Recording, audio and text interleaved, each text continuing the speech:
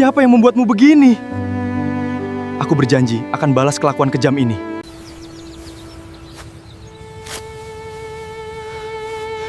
Aku berjanji akan balas kelakuan kejam ini. Sabar ya istriku. Akan kubalas kelakuan manusia kejam itu. Akan kubuat dia menyesal seumur hidupnya. Tunggu pembalasan kejamku. Pulang diam-diam. Jenderal TNI ini dia membeku lihat istrinya jadi tukang ngarit. Ternyata, halo sahabat semua, apa kabar kalian? Semoga kalian selalu sehat dan bahagia. Kali ini ada cerita menarik yang tentunya buat kalian penasaran. Sebelum masuk ke ceritanya silahkan absen di kolom komentar sahabat semuanya dari daerah mana saja.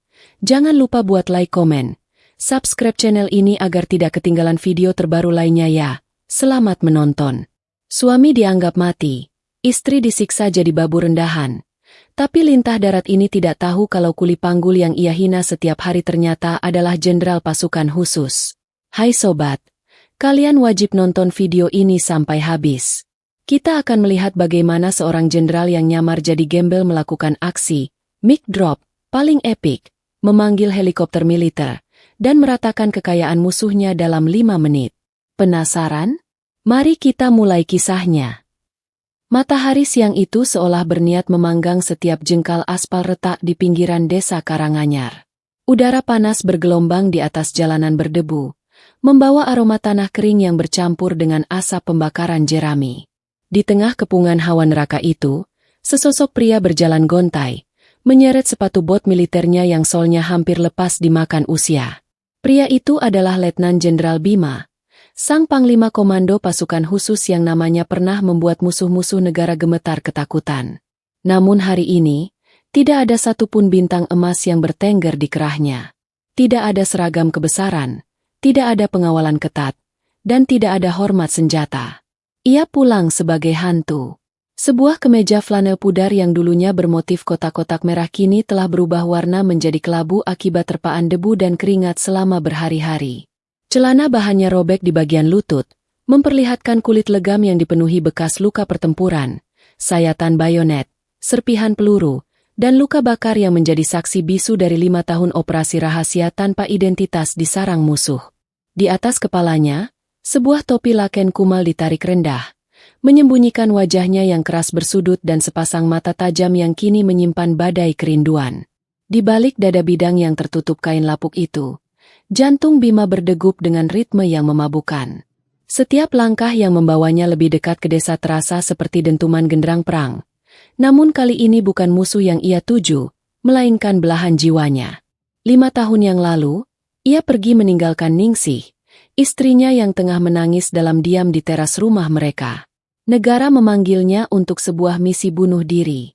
Dokumen negara mencatatnya telah gugur, hancur dalam sebuah ledakan di perbatasan, demi melindungi rahasia intelijen. Selama 5 tahun penuh siksaan di sel isolasi musuh, hanya bayangan senyum Ningsih yang menjaga kewarasannya. Aroma melati dari rambut istrinya adalah satu-satunya udara segar yang ia hirup dalam ingatan saat ia disiksa, dan suara lembut wanita itu adalah doa yang membuatnya menolak untuk mati. Telapak tangan Bima yang kasar, dipenuhi kapalan tebal dan ruas jari yang pernah patah, kini merogoh saku celananya yang berlubang. Ia menyentuh sebuah cincin kawin perak yang warnanya sudah kusam. Ia menelan ludah, membiarkan kerongkongannya yang sering mengering merasakan percikan harapan. Bibir yang pecah-pecah dan tersembunyi di balik bayangan topi itu menyunggingkan senyum tipis yang amat langka. Ia membayangkan bagaimana wajah Ningsih saat melihatnya berdiri di ambang pintu. Apakah wanita itu akan pingsan? Menangis histeris? Atau langsung menampar dadanya karena membiarkannya menjanda selama 5 tahun? Bima siap menerima apapun. Ia siap bersujud, mencium telapak kaki istrinya, dan berjanji tidak akan pernah lagi meninggalkannya barang sedetik pun. Ia akan memeluk Ningsih, menenggelamkan wajah kurusnya di lekuk leher istrinya, dan membiarkan air mata sang jenderal tumpah untuk pertama kalinya. Angin kering berhembus kasar, menerbangkan debu merah yang menyengat mata, membuyarkan lamunan Bima saat kakinya akhirnya menginjak jalan berbatu di ujung desanya. Pohon-pohon randu tua masih berbaris di tempat yang sama, namun ada sesuatu yang terasa salah. Udara di desa ini terasa asing, berat, dan mencekik. Beberapa penduduk desa yang berpapasan dengannya hanya membuang muka, menutup hidung mereka dengan ujung baju, mengira pria tinggi besar berbau keringat matahari ini hanyalah gelandangan gila dari kota seberang. Bima tidak peduli. Matanya hanya fokus pada ujung jalan setapak, tempat di mana rumah mungil namun asri hasil tabungannya selama berdinas seharusnya berdiri dengan bangga. Namun, saat kakinya berbelok di tikungan terakhir, langkah Bima yang semula setegap macan kumbang mendadak terhenti seolah kakinya dipaku ke bumi. Napasnya tercekat di tenggorokan, seakan oksigen di sekitarnya tiba-tiba tersedot habis. Darahnya yang semula mendidih oleh kerinduan kini membeku seketika, mengalirkan rasa dingin yang menusuk hingga ke sumsum tulang belakangnya. Di hadapannya, rumah bercat putih dengan pekarangan bunga mawar kesayangan Ningsih itu telah berubah wujud. Tembok depannya dirobohkan, digantikan oleh pagar beton tinggi yang arogan. Bunga-bunga mawar itu telah rata dengan tanah, berganti menjadi garasi luas yang menampung mobil-mobil mewah berkilauan. Mata Bima yang setajam elang menyipit, memindai setiap sudut dengan ketidakpercayaan yang menyayat hati. Urat-urat di lehernya mulai menonjol keluar, berdenyut keras menahan gejolak yang tak kasat mata. Gemetar hebat mulai menjalar dari ujung jari hingga ke bahunya saat matanya terpaku pada sebuah plakat kayu tebal bermandikan cat merah darah yang dipaku dengan kejam di pilar utama gerbang. Plakat itu tidak bertuliskan namanya, bukan pula nama istrinya. Dengan tulisan besar yang mencolok, papan itu berbunyi, "Milik Juragan Karto, dilarang masuk." Dunia Bima seakan runtuh menimpa bahunya dalam satu tarikan napas. Kepalanya berdenyut hebat. Ia mencengkeram tiang listrik berkarat di sebelahnya dengan tenaga yang sangat brutal hingga buku-buku jarinya memutih, nyaris membengkokkan besi tebal itu. Keringat dingin sebesar biji jagung mulai menetes dari pelipisnya, melewati rahangnya yang kini terkatup rapat, menggertakkan gigi hingga terdengar bunyi gemeretak yang menakutkan. Di mana Ningsih? Di mana belahan jiwanya? Bagaimana mungkin rumah yang ia bangun dengan keringat darahnya kini jatuh ke tangan Karto? Lintah darat brengsek yang dulu sering menjilat sepatu botnya saat ia masih berseragam lengkap? Seorang ibu tua penjual sayur yang kebetulan melintas menatap iba ke arah pria berbaju lusuh itu. Sambil bergeser menjauh karena takut, ibu itu berbisik pelan seolah berbicara pada angin, mengatakan bahwa sudah bertahun-tahun janda sang jenderal diusir dari rumah itu sejak suaminya dikabarkan mati gosong di hutan. Hartanya dirampas untuk melunasi hutang yang entah dari mana datangnya. Dan kini janda malang itu hidup terlunta-lunta di pinggir desa.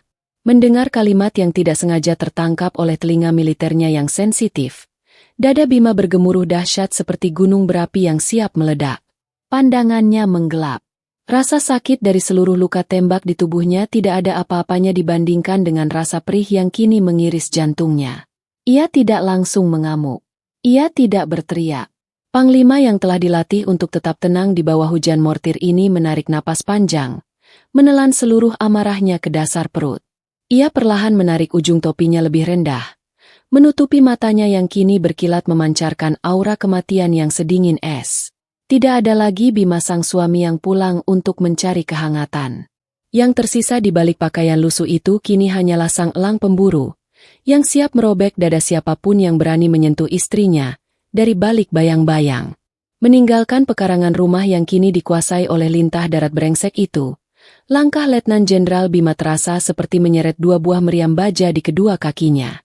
Setiap pijakan bot militernya yang aus di atas tanah berdebu menghasilkan kepulan asap kecil, seolah bumi pun ikut mengeluh merasakan beban penderitaan sang pahlawan yang terlupakan. Udara siang itu semakin mendidih, memanggang ubun-ubun tanpa ampun. Namun rasa panas yang menyengat itu sama sekali tidak mampu menandingi kobaran api amarah yang membakar rongga dada Bima. Hatinya hancur berkeping-keping. Pria yang tak pernah gentar menatap lara senapan musuh dan peluru tajam ini kini harus menelan ludah kepahitan yang terasa mengiris tenggorokannya bagai pecahan kaca beling. Pikirannya terus berputar, menebak-nebak kemana Ningsih, bidadari surganya, pergi mencari perlindungan di tengah dunia yang begitu kejam ini. Bima menelusuri jalanan setapak yang membelah area perkebunan tebu dan padang ilalang liar di batas desa. Tempat ini adalah kawasan tanah tak bertuan, gersang dan penuh kerikil tajam, yang sering digunakan oleh warga miskin kasta terendah untuk mencari sisa-sisa rumput atau ranting kayu bakar.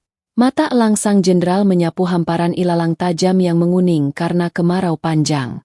Tiba-tiba, pandangannya terkunci pada sebuah siluet rapuh di kejauhan.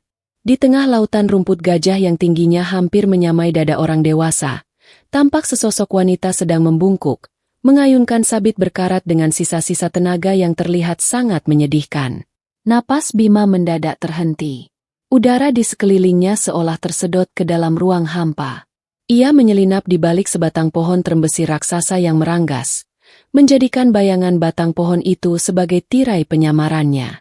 Dengan insting militer yang sudah mendarah daging, ia memfokuskan pandangannya, menajamkan setiap indera penglihatan yang ia miliki. Ketika wajah wanita itu sesekali terangkat untuk mengusap peluh di dahi dengan punggung tangannya yang kotor, jantung Bima seakan berhenti berdetak selama beberapa detik.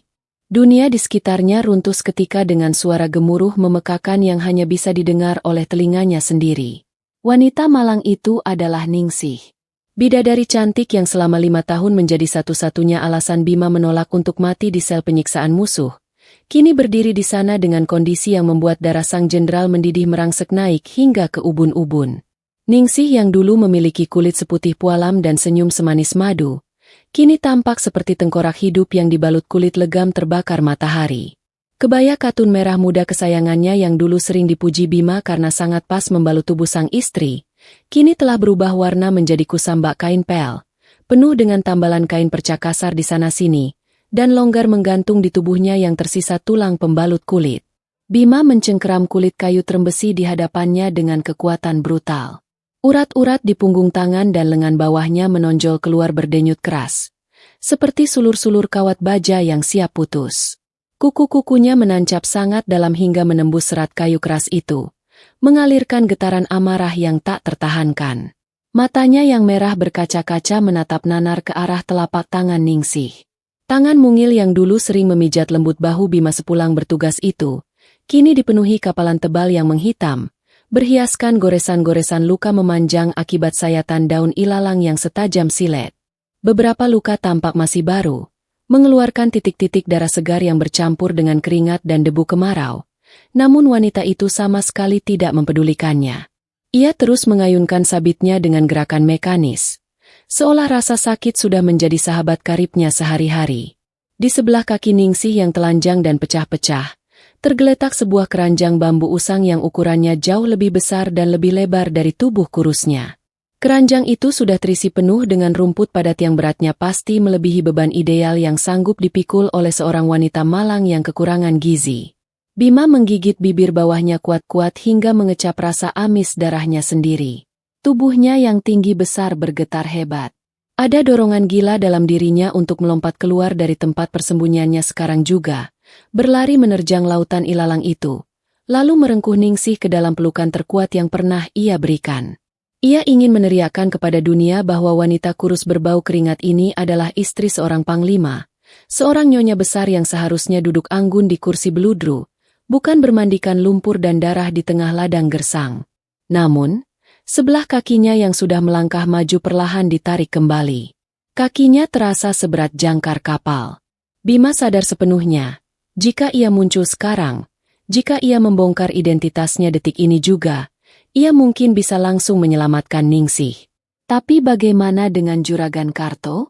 Bagaimana dengan keadilan mutlak atas penderitaan 5 tahun yang telah menggerogoti tubuh istrinya? Muncul secara tiba-tiba hanya akan membuat tikus-tikus korup itu melarikan diri, menyembunyikan aset, atau mencari perlindungan. Hukum dengan uang kotor mereka. Insting pemburu Bima mengambil alih kendali. Sebagai seorang ahli strategi perang yang brilian, Bima tahu betul bahwa balas dendam yang paling menghancurkan adalah balas dendam yang disajikan dalam keadaan dingin, perlahan, sistematis, dan tanpa ampun. Ia harus merendah masuk ke dalam sarang musuh, mencari tahu siapa saja cecunguk yang terlibat dalam pemalsuan status kematiannya, dan menghancurkan mereka semua dari akar hingga kerantingnya tanpa tersisa satupun. Di tengah padang ilalang, Ningsih mulai mengikat tumpukan rumput itu dengan tali rafia lusuh. Wanita itu berjongkok, menempelkan punggung rapuhnya ke keranjang raksasa tersebut. Dengan napas tersengal-sengal dan urat leher yang menegang, ia berusaha keras untuk berdiri, memaksa lututnya yang bergetar hebat untuk menopang beban menindas di punggungnya. Terdengar rintihan tertahan dari bibir pucat Ningsih. Sebuah suara keputusasaan yang meluncur lirih bagaikan sembilu yang menyayat langsung ke ulu hati Bima. Keranjang raksasa itu akhirnya terangkat, membuat postur tubuh Ningsih membungkuk hampir 90 derajat ke depan, berjalan terhuyung-huyung bagai orang mabuk di atas tanah berbatu yang terjal. Setetes air mata panas akhirnya lolos dari sudut mata sang Jenderal Bintang 3, membelah debu di pipinya yang kasar, jatuh menetes membasahi kerah kemeja kumalnya. Itu adalah air mata pertama yang jatuh dari sepasang mata Bima dalam 10 tahun terakhir masa baktinya. Ia perlahan menarik ujung topi lakennya lebih rendah lagi, menciptakan bayangan gelap yang sepenuhnya menutupi wajah dan mata elangnya yang kini menyala merah dengan dendam kesumat. Dalam keheningan yang mencekam, di bawah tatapan matahari siang yang membakar kulit, Bima bersumpah atas nama Tuhan dan kehormatannya sebagai prajurit. Ia akan membiarkan dirinya dihina. Ia akan membiarkan dirinya diinjak, diubah menjadi debu yang paling kotor dan rendah di mata desa ini. Namun saat waktunya tiba, ia akan memastikan orang-orang yang telah membuat bidadarinya menangis ini akan meraung memohon kematian, memohon agar mereka tidak pernah dilahirkan ke dunia ini. Dengan kepalan tangan yang masih bergetar dan dada yang bergemuruh menyimpan badai tak terlihat, Bima melangkah mundur perlahan, menyatu kembali dengan bayang-bayang pepohonan. Sang elang memilih untuk merendah menjadi cacing sejenak, merayap diam di bawah tanah kotor, bersiap untuk mengoyak leher mangsanya dari arah yang tidak pernah mereka duga. Perang yang sesungguhnya baru saja dimulai. Sinar matahari sore mulai condong ke ufuk barat. Namun sengatannya sama sekali belum kehilangan taring. Di sebuah warung kopi reot yang atap sengnya berkarat dan berlubang di sana-sini, Letnan Jenderal Bima duduk mematung di sudut paling gelap. Topi laken kumalnya masih terpasang rendah, menutupi separuh wajah legamnya yang kini mengeras bagai pahatan batu granit. Di hadapannya, segelas teh pahit yang uap panasnya mulai menghilang dibiarkan tak tersentuh. Mata elangnya yang tersembunyi di balik bayang-bayang pinggiran topi tidak sedetik pun lepas dari jalan setapak berdebu di seberang warung. Di sana, Ningsih, bidadari surganya yang kini bertubuh kurus kering, sedang berjalan tertatih-tatih memanggul keranjang rumput raksasa yang seolah siap mematahkan tulang punggung rapuh wanita itu kapan saja. Setiap langkah Ningsih yang diseret dengan susah payah terasa seperti paku berkarat yang dipalu perlahan menembus jantung Bima. Tiba-tiba, keheningan desa yang menyedihkan itu dirobek oleh suara raungan mesin bertenaga besar. Sebuah mobil SUV mewah berwarna hitam mengkilap, yang wujudnya sangat kontras dan tidak pantas berada di jalanan desa yang berlubang-lubang ini, melaju dengan kecepatan ugal-ugalan. Ban besar mobil itu menggilas genangan sisa air irigasi sawah, memuncratkan lumpur kotor bercampur kerikil dengan semena-mena.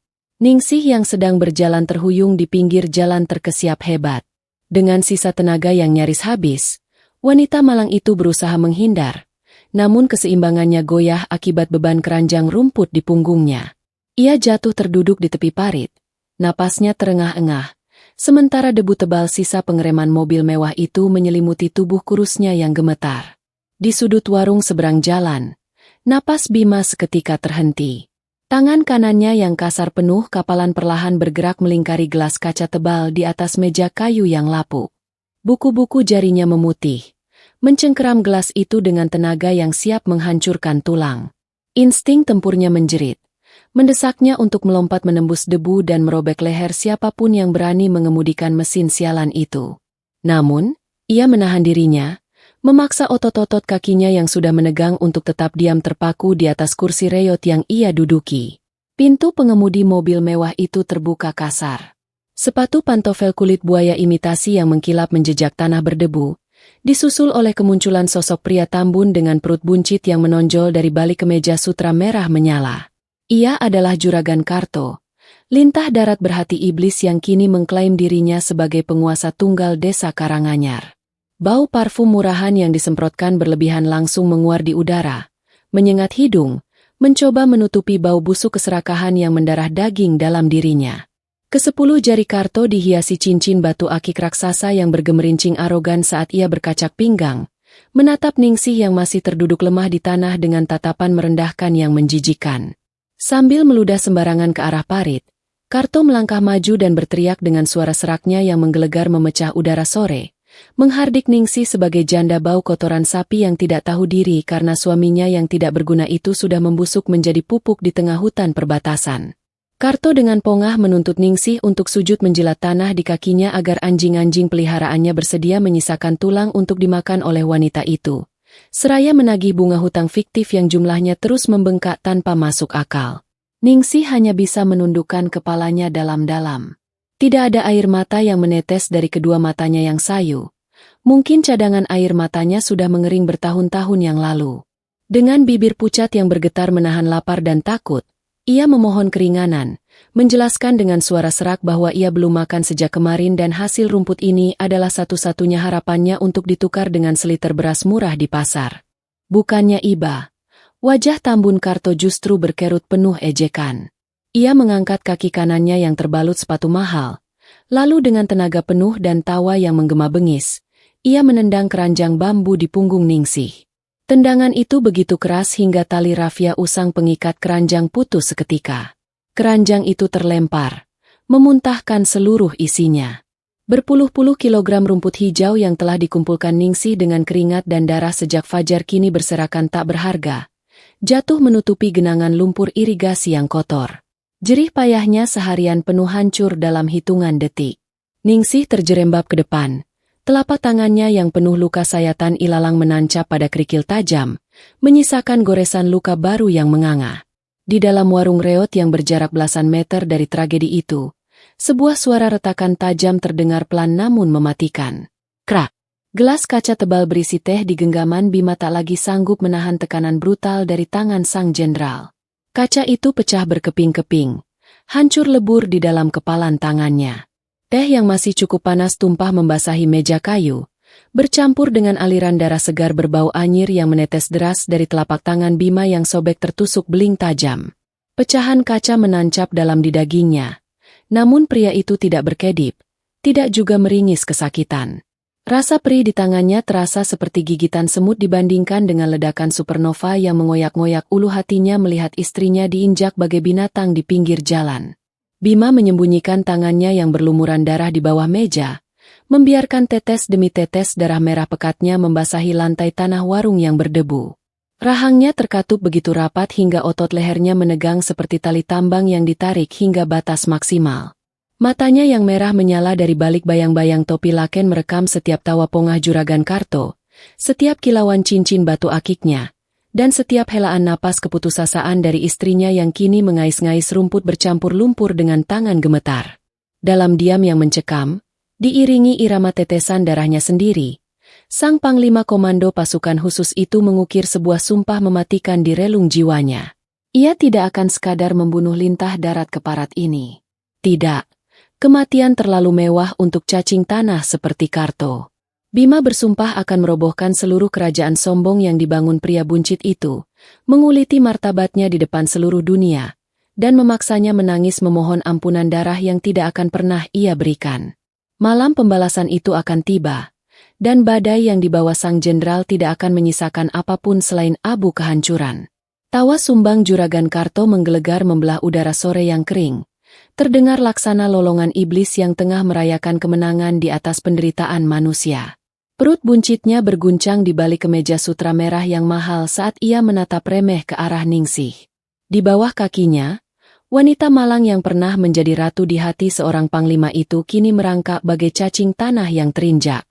Jari-jari Ningsih yang gemetar dan berlumuran darah kotor berusaha mengais kembali helai demi helai rumput gajah yang berserakan di atas genangan lumpur irigasi. Air mata yang sejak tadi mati-matian ditahannya akhirnya tumpah, menetes membasahi pipinya yang berdebu, menciptakan aliran lumpur tipis di wajah ayunya yang kini tirus tak bernyawa. Setiap isakan tertahan dari bibir Ningsih adalah simfoni kematian yang menyayat hati siapapun yang mendengarnya, kecuali lintah darat berhati batu yang kini berkacak pinggang di hadapannya. Di tengah keputusasaan yang mencekik tenggorokan itu, dari ujung jalan setapak yang diselimuti debu, sebuah bayangan kecil merayap pelan mendekati lokasi kejadian.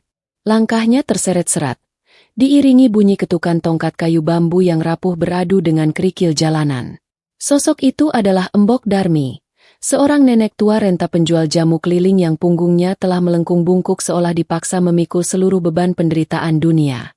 Pakaiannya hanyalah sebuah kebaya kutu baru bermotif kembang yang warnanya sudah pudar memutih, dipadukan dengan kain jarik lusuh yang ujung-ujungnya telah berserabut rantas.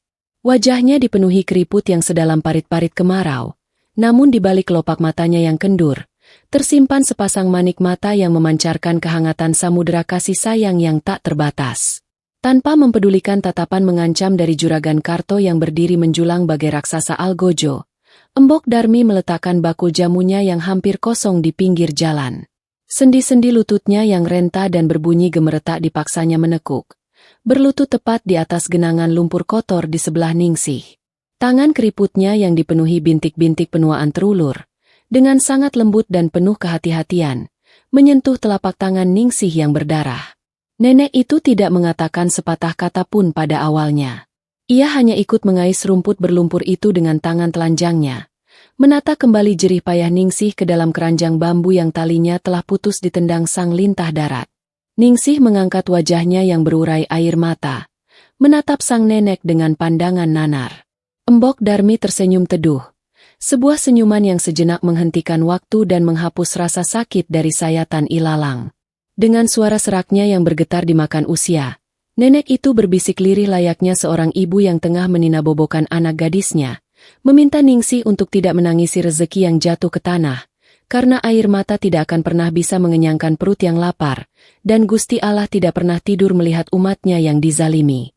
Tangan keriput itu kemudian mengusap sisa air mata di pipi Ningsih, meninggalkan noda lumpur baru yang justru terasa lebih suci daripada ribuan doa. Dari balik stagen kain yang melilit pinggang bungkuknya, Embok Darmi mengeluarkan sebuah bungkusan kecil dari daun pisang yang sudah layu dan menguning. Tangannya yang gemetar membuka bungkusan itu, memperlihatkan segenggam nasi aking, nasi sisa kemarin yang dikeringkan dan ditanah kembali, yang permukaannya keras kecoklatan, ditemani secuil ikan asin yang ukurannya tak lebih besar dari ibu jari. Itu adalah satu-satunya harta karun yang dimiliki Embok Darmi untuk mengganjal perutnya yang keroncongan hingga esok hari.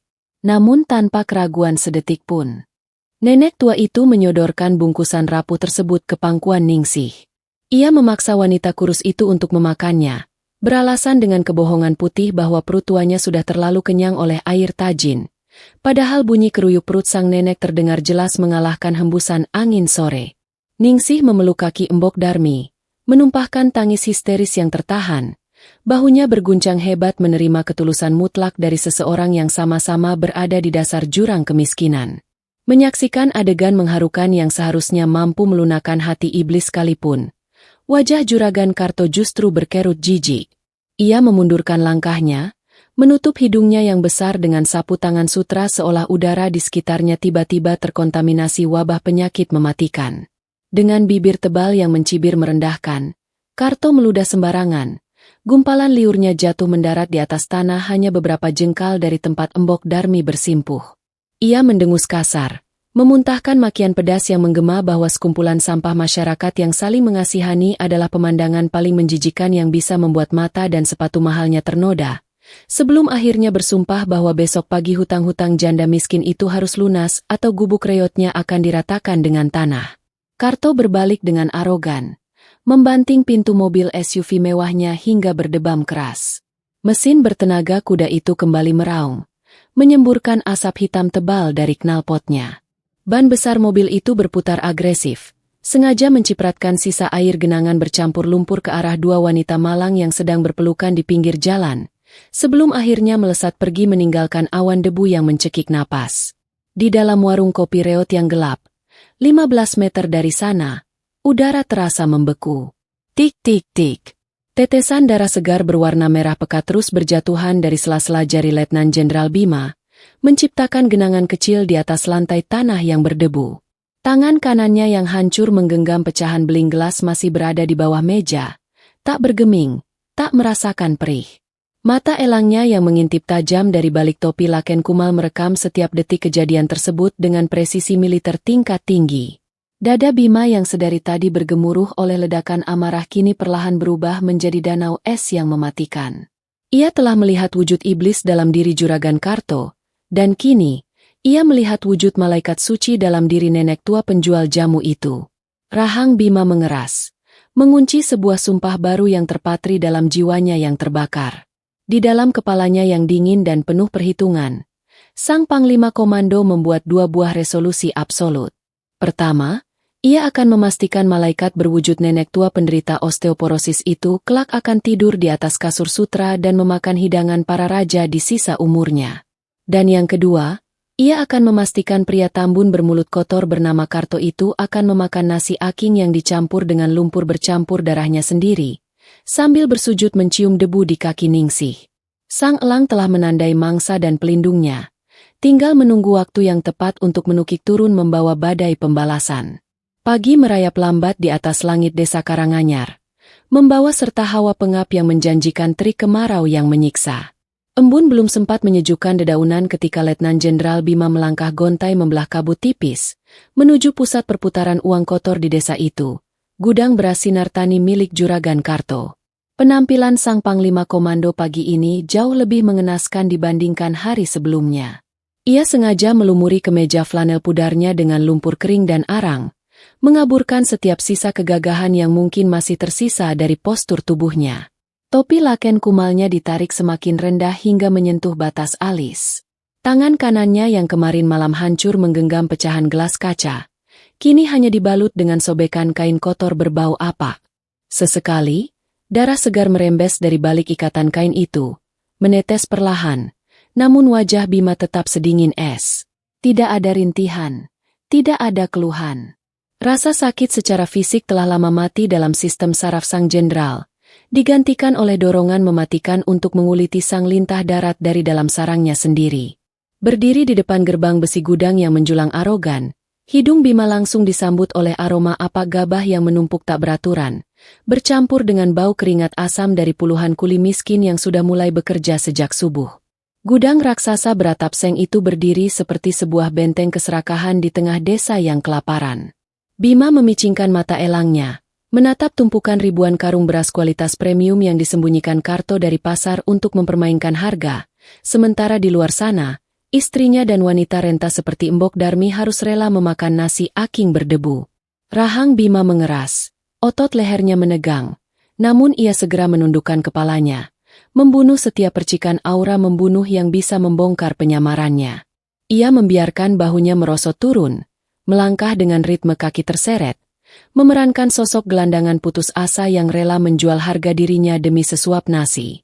Di teras gudang, Mandor Brewok, tangan kanan Juragan Karto yang bertubuh gempal dan berkumis melintang, sedang duduk mengangkang di atas kursi kayu jati.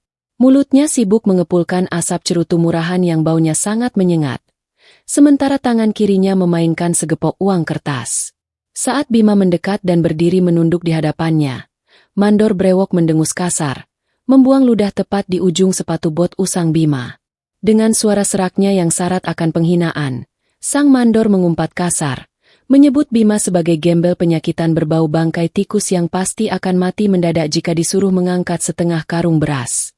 Mandor itu menendang tulang kering Bima dengan ujung sepatu botnya yang berlapis besi, memaksa Bima untuk membungkuk lebih rendah.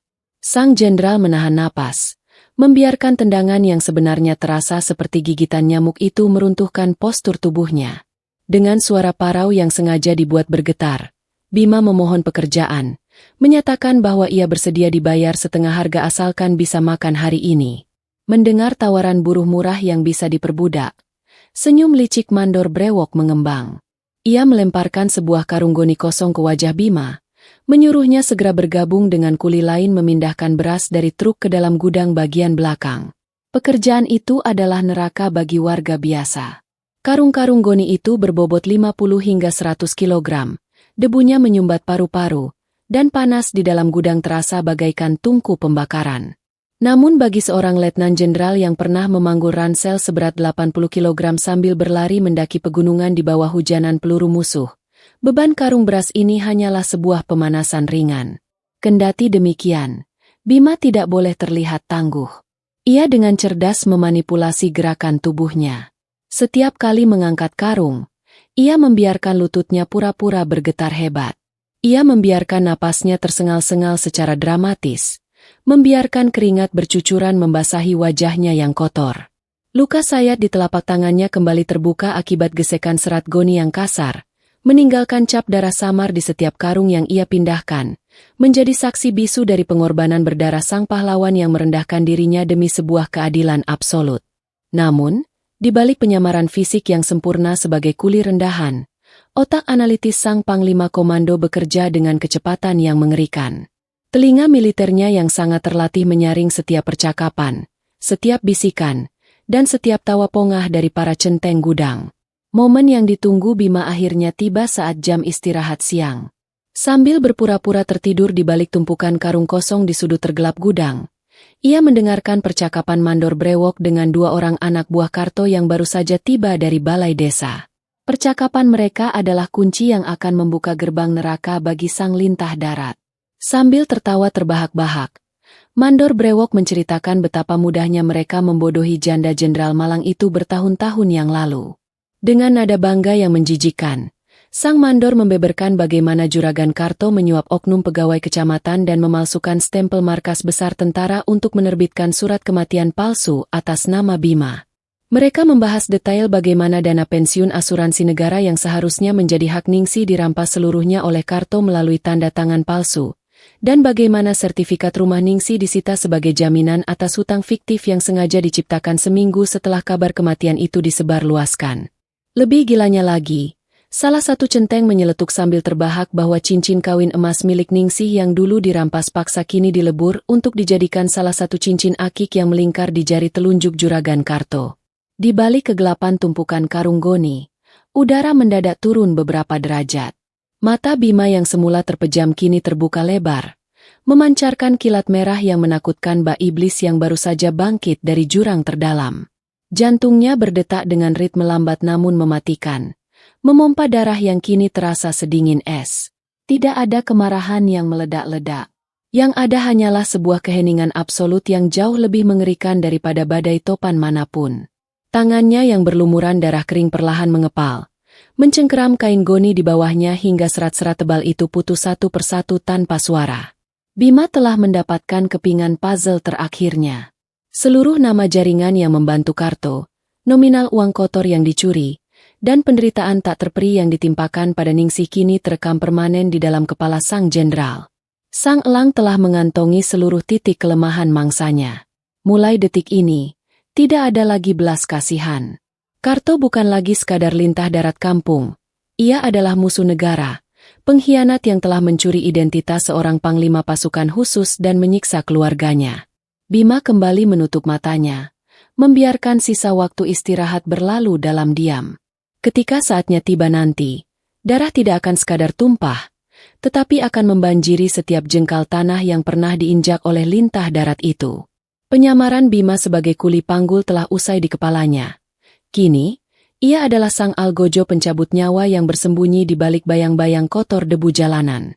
Matahari tepat berada di atas ubun-ubun, memanggang atap seng gudang sinar tani hingga memancarkan gelombang panas yang mencekik napas. Di dalam bangunan raksasa pengap tersebut, udara terasa tebal oleh debu dedak yang berterbangan, menempel pada kulit kelam para kuli panggul yang bersimbah peluh masam. Letnan Jenderal Bima, sang pahlawan medan perang yang kini menyamar dalam balutan kemeja flanel berlumur lumpur kering, terus menundukkan kepala. Ia tengah memanggul karung goni berisi 100 kg beras premium di bahu kanannya. Bagi otot-ototnya yang terlatih memikul beban persenjataan berat di medan tempur, karung itu tidak lebih dari sekadar bantal kapas. Namun, demi menjaga penyamaran yang sempurna, Bima sengaja menyeret langkahnya, membiarkan dadanya naik turun menciptakan ilusi napas yang tersengal, dan melengkungkan punggung tegaknya seolah ia adalah budak pesakitan yang nyaris tumbang. Di tengah ritme monoton suara jatuhan karung dan umpatan kasar para mandor, terdengar decit nyaring dari engsel pintu besi raksasa di ujung gudang. Cahaya matahari luar yang menyilaukan seketika menerobos masuk, mengukir sebuah siluet rapuh yang berdiri ragu-ragu di ambang pintu. Mata elang Bima yang selalu waspada menangkap pergerakan itu. Seketika, langkah kaki sang jenderal yang semula tertata rapi mendadak terhenti, seolah membeku menancap pada lantai semen yang retak. Jantung Bima yang selama ini berdetak tenang bagai detak jarum jam, kini memompa darah dengan kecepatan yang menyakitkan. Siluet yang berdiri gemetar di sana adalah Ningsih. Wanita malang itu melangkah masuk dengan sisa-sisa keberanian yang ia miliki. Kebaya usangnya yang penuh tambalan tanpa kebesaran membungkus tubuhnya yang kurus kering. Sementara ujung kain jariknya dipenuhi noda lumpur kering sisa tragedi sore kemarin. Ningsih menundukkan wajah ayunya yang pucat pasi, mencengkeram ujung kebayanya dengan jari jemari yang masih terbalut kain perca berbercak darah kering akibat sayatan ilalang.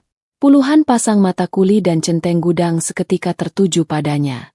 Beberapa dari mereka bersiul melecehkan, melontarkan kalimat-kalimat kotor yang merendahkan, namun Ningsih menulikan telinganya.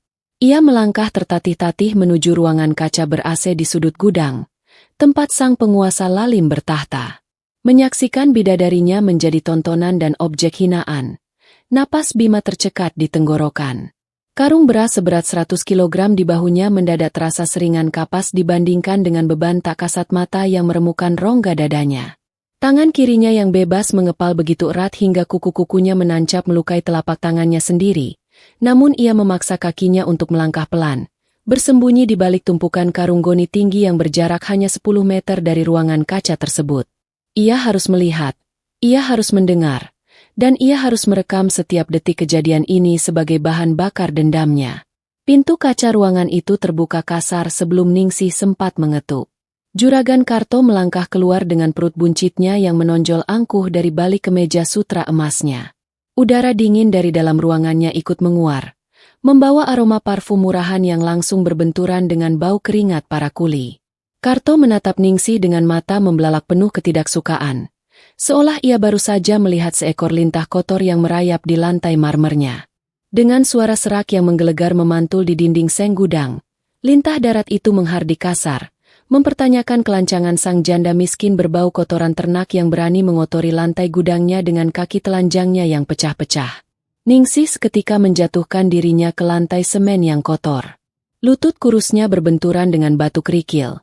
Namun ia langsung bersujud, menyatukan kedua telapak tangannya di depan dada.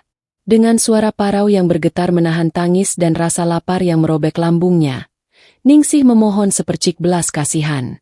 Ia menjelaskan bahwa keranjang rumputnya tumpah ke lumpur kemarin sore, membuatnya tidak bisa membeli sebutir beras pun untuk makan, apalagi untuk membayar bunga hutang yang ditagihkan. Ia memohon waktu 1 minggu lagi, memohon agar gubuk reotnya tidak disita, berjanji akan bekerja siang dan malam membersihkan kandang babi milik Karto asalkan ia tidak diusir dari satu-satunya tempat bernaung yang ia miliki. Alih-alih tersentuh melihat seorang wanita rapuh bersujud memohon di bawah kakinya, wajah tambun Juragan Karto justru berkerut membentuk senyum iblis yang menjijikan. Ia tertawa terbahak-bahak. Tawa pongah yang kemudian diikuti oleh tawa sumbang para centeng dan mandor di sekelilingnya. Dengan nada mengejek yang merobek telinga, Karto menyatakan bahwa air mata seorang gembel penyakitan tidak memiliki nilai tukar di dunia ini. Ia meludah tepat di samping lutut Ningsih, lalu meneriakkan perintah yang membuat darah di sekujur tubuh Bima mendidih seketika. Karto memerintahkan mandor brewok untuk mengambil tong berisi air cucian beras sisa kemarin yang sudah membusuk dan berbau asam, dengan alasan bahwa janda kotor ini perlu dimandikan agar tidak menyebarkan wabah penyakit di gudang mewahnya. Mandor brewok menyeringai lebar.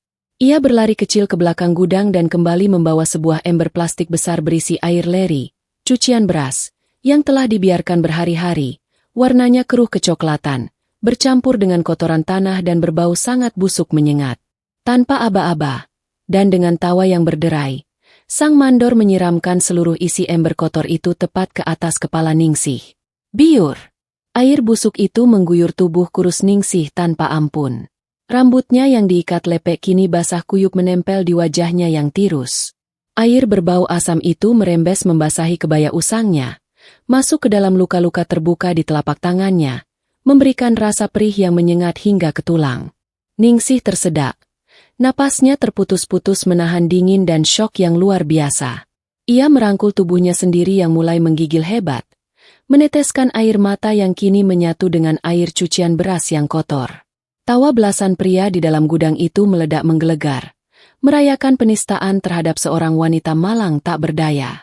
Di balik tumpukan karung goni, Sang Panglima Komando Pasukan Khusus berdiri kaku bagai patung dewa perang yang siap menjatuhkan kutukan kiamat. Urat-urat nadi di leher dan pelipis Bima berdenyut menonjol dengan sangat keras. Seolah kulit legamnya tak lagi sanggup menahan tekanan darah yang mendidih melampaui batas kewarasan. Karung beras 100 kilogram di bahunya ia cengkeram dengan 10 jarinya yang gemetar hebat. Kraa! Serat-serat kain goni tebal itu robek seketika oleh cengkeraman tangan kosong Bima. Ribuan butir beras putih berhamburan jatuh ke lantai, menyembunyikan suara gemeretak gigi sang jenderal yang saling beradu. Napas Bima memburu, panas, dan mematikan. Matanya yang biasanya tenang kini berubah menjadi lautan api hitam yang siap memangsa jiwa. Insting pembunuhnya meronta, berteriak meminta agar ia melompat keluar, mematahkan leher mandor brewok dalam satu putaran, dan mencabut jantung Juragan Karto dengan tangan kosong. Namun, ia menggigit lidahnya sendiri hingga darah segar menggenang di rongga mulutnya. Belum saatnya. Kematian instan terlalu berharga untuk manusia-manusia sampah ini. Bima memejamkan matanya erat-erat, menelan amis darahnya sendiri, mencatat setiap wajah yang tertawa hari ini di dalam daftar hitamnya. Saat hari pembalasan itu tiba, tawa mereka akan digantikan oleh jeritan darah yang tidak akan pernah diampuni oleh surga maupun neraka. Sore itu, langit di atas desa Karanganyar seolah ikut mengutuk keangkuhan manusia. Awan hitam pekat bergulung-gulung rendah, menutupi pendar matahari dan menyelimuti desa dengan hawa lembab yang menyesakkan dada. Namun, kegelapan cakrawala itu sama sekali tidak menyurutkan hiruk-pikuk di area balai desa. Juragan Karto menggelar pesta syukuran besar-besaran untuk merayakan pendaftarannya sebagai calon bupati. Pesta itu adalah sebuah pameran keserakahan yang menjijikan. Belasan ekor kambing dan sapi dipanggang utuh di atas bara api, menebarkan aroma daging berlemak yang justru terasa memuakkan bagi warga miskin yang hanya bisa menelan ludah di luar pagar. Spanduk-spanduk sutra mahal bergambar wajah Karto membentang di setiap sudut, sementara suara musik dangdut dari pengeras suara raksasa berdentu membisingkan telinga, menenggelamkan gemuruh petir yang mulai menyambar di kejauhan. Di balik kemegahan panggung dan gemerlap lampu warna-warni itu, tersembunyi sebuah neraka kecil yang sengaja diciptakan oleh sang lintah darat. Tepat di halaman belakang balai desa yang becek, berdirilah deretan kandang babi peliharaan Karto yang luasnya hampir menyamai lapangan voli. Bau amonia dari kotoran hewan dan lumpur busuk menguar sangat tajam, merobek indera penciuman siapa saja yang mendekat. Di tengah lautan kotoran menjijikan itulah, Ningsih, bidadari malang yang pernah mendampingi sang Panglima Komando, dipaksa menukar sisa harga dirinya demi penangguhan penyitaan gubuk reotnya. Ningsih hanya dibekali sebuah skop kayu yang ujungnya sudah patah dan 2 buah ember seng berkarat. Ia diwajibkan membersihkan seluruh area kandang itu sebelum matahari terbenam. Napas Ningsih tersengal-sengal, menciptakan kepulan uap tipis di udara dingin. Kebaya usangnya yang penuh tambalan kini telah basah kuyup oleh keringat dingin dan percikan lumpur kotoran babi. Wajah ayunya seputih mayat, matanya cekung, dan bibirnya bergetar hebat menahan demam tinggi yang sebenarnya sudah menggerogoti tubuhnya sejak ia diguyur air cucian beras tempo hari. Telapak tangannya yang penuh luka sayatan ilalang kini membengkak kemerahan akibat infeksi, namun ia terus memaksa otot-otot rapuhnya mengayunkan skop, memindahkan gumpalan kotoran berbau busuk itu ke dalam ember. Setiap kali ia membungkuk, tulang punggungnya serasa ditusuk ribuan jarum beracun. Namun bayangan gubuk tuanya yang akan dihancurkan memaksanya untuk terus bergerak melawan batas maut. Tiba-tiba, langit melepaskan amarahnya. Hujan badai turun dengan sangat beringas, mengguyur bumi tanpa ampun. Tetesan air hujan sebesar kerikil menghantam punggung kurus Ningsih bagai cambukan-cambuk es, menembus kain kebayanya yang tipis, dan membekukan aliran darahnya. Genangan kotoran di dalam kandang seketika meluap, merendam kaki telanjangnya hingga sebatas betis. Ningsih terbatuk parah, memuntahkan air liur bercampur cairan pahit lambungnya yang kosong, mencoba mencari tumpuan agar tidak terseret arus lumpur menjijikan tersebut. Di saat Ningsih tengah berjuang melawan sakaratul maut di bawah guyuran badai, pintu belakang balai desa terbuka lebar. Juragan Karto melangkah keluar dengan segelas anggur merah di tangannya. Wajah tambunnya memerah akibat pengaruh alkohol dan euforia kekuasaan. Ia tidak datang sendirian. Karto membawa serta puluhan tamu undangannya. para kepala desa tetangga, preman bayaran, dan warga desa yang pikirannya telah dibeli dengan sebungkus nasi dan uang receh. Karto berdiri di bawah kanopi pelataran beton yang melindunginya dari hujan, menatap ke bawah ke arah kandang babi dengan senyum iblis yang mengembang lebar. Dengan suara seraknya yang sengaja dikeraskan mengalahkan derai hujan, Karto menunjuk ke arah Ningsih yang sedang menggigil kedinginan. Ia memprovokasi kerumunan, mengumumkan bahwa janda gembel yang sedang berkubang di kotoran babi itu adalah contoh nyata dari sampah masyarakat yang berani melawan kekuasaannya. Karto tertawa terbahak-bahak, menghina mendiang suami Ningsih sebagai prajurit pecundang yang mati tanpa nama dan meninggalkan istrinya untuk menjadi santapan belatung. Sang lintah darat itu bahkan memerintahkan anak buahnya untuk melemparkan sisa-sisa tulang kambing panggang ke arah genangan lumpur, menyuruh Ningsih memungut tulang-tulang itu dengan mulutnya jika ia masih ingin bertahan hidup. Kerumunan yang mabuk kekuasaan itu bersorak-sorai, ikut tertawa menggelegar, dan melempari Ningsih dengan sampah makanan, mengubah penderitaan wanita suci itu menjadi sebuah pertunjukan sirkus yang biadab. Di sudut paling gelap di bawah rimbunnya pohon beringin raksasa, berjarak tak lebih dari 20 meter dari kerumunan lakna tersebut, berdirilah sesosok pria tinggi besar dalam balutan kemeja flanel kumal yang basah kuyup. Letnan Jenderal Bima berdiri mematung. Hujan badai menghantam topi lakennya dengan keras, membasuh sebagian lumpur di wajahnya, memperlihatkan rahang bersudut yang kini terkunci rapat hingga urat-urat di lehernya menonjol seperti akar kawat. Ia ditugaskan oleh mandor gudang untuk mengangkut peti-peti botol minuman kosong dari belakang balai desa. Namun langkahnya terhenti saat telinga militernya menangkap sorakan kerumunan itu. Mata elang Bima menatap tajam menembus tirai hujan lebat. Dadanya, yang selama bertahun-tahun mampu menahan rasa sakit dari siksaan musuh negara, kini hancur lebur tanpa sisa. Ia melihat istrinya, belahan jiwanya, dilempari tulang sisa makanan bagaikan anjing liar. Ia melihat wanita yang seharusnya ia muliakan di atas singgasana emas, kini menggigil hebat dengan kulit sepucat kapas di tengah lautan kotoran babi. Jantung sang panglima memompa darah dengan kecepatan yang merobek kewarasan. Kepalan tangannya yang memegang pinggiran peti kayu jati mengeras dengan tenaga yang tidak masuk akal. Kraa! Kayu jati pada setebal 2 cm itu hancur berkeping-keping diremukan oleh cengkeraman tangan kosong Bima, membuat serpihan tajamnya menusuk masuk ke dalam daging telapak tangannya sendiri. Namun Bima tidak merasakan sakit. Rasa sakitnya telah mati suri, digantikan oleh entitas iblis pencabut nyawa yang kini terbangun sepenuhnya di dalam jiwa sang jenderal. Di tengah genangan lumpur itu, pandangan Ningsih mulai mengabur. Telinganya berdenging keras, menenggelamkan tawa para warga dan suara beringas Karto. Rasa dingin yang menusuk tulangnya tiba-tiba berubah menjadi rasa kebas yang aneh. Otot-otot kakinya yang kurus kering akhirnya menyerah pada gravitasi. Dengan sebelah tangan yang masih menggenggam skop patah, lutut Ningsih menekuk lemas. Tubuh rapuhnya oleng ke depan, jatuh berdeba menghantam genangan kotoran berlumpur itu dengan suara cipratan yang memilukan. Air keruh berbau busuk itu menyapu wajahnya, menutupi mata sayunya yang kini terpejam rapat. Ningsih tak lagi bergerak, tak lagi merintih, terbaring tak sadarkan diri di bawah guyuran badai yang kejam. Tawa juragan Karto di atas teras semakin menggelegar, mengira Ningsih sedang bersandiwara pura-pura mati untuk menghindari pekerjaannya.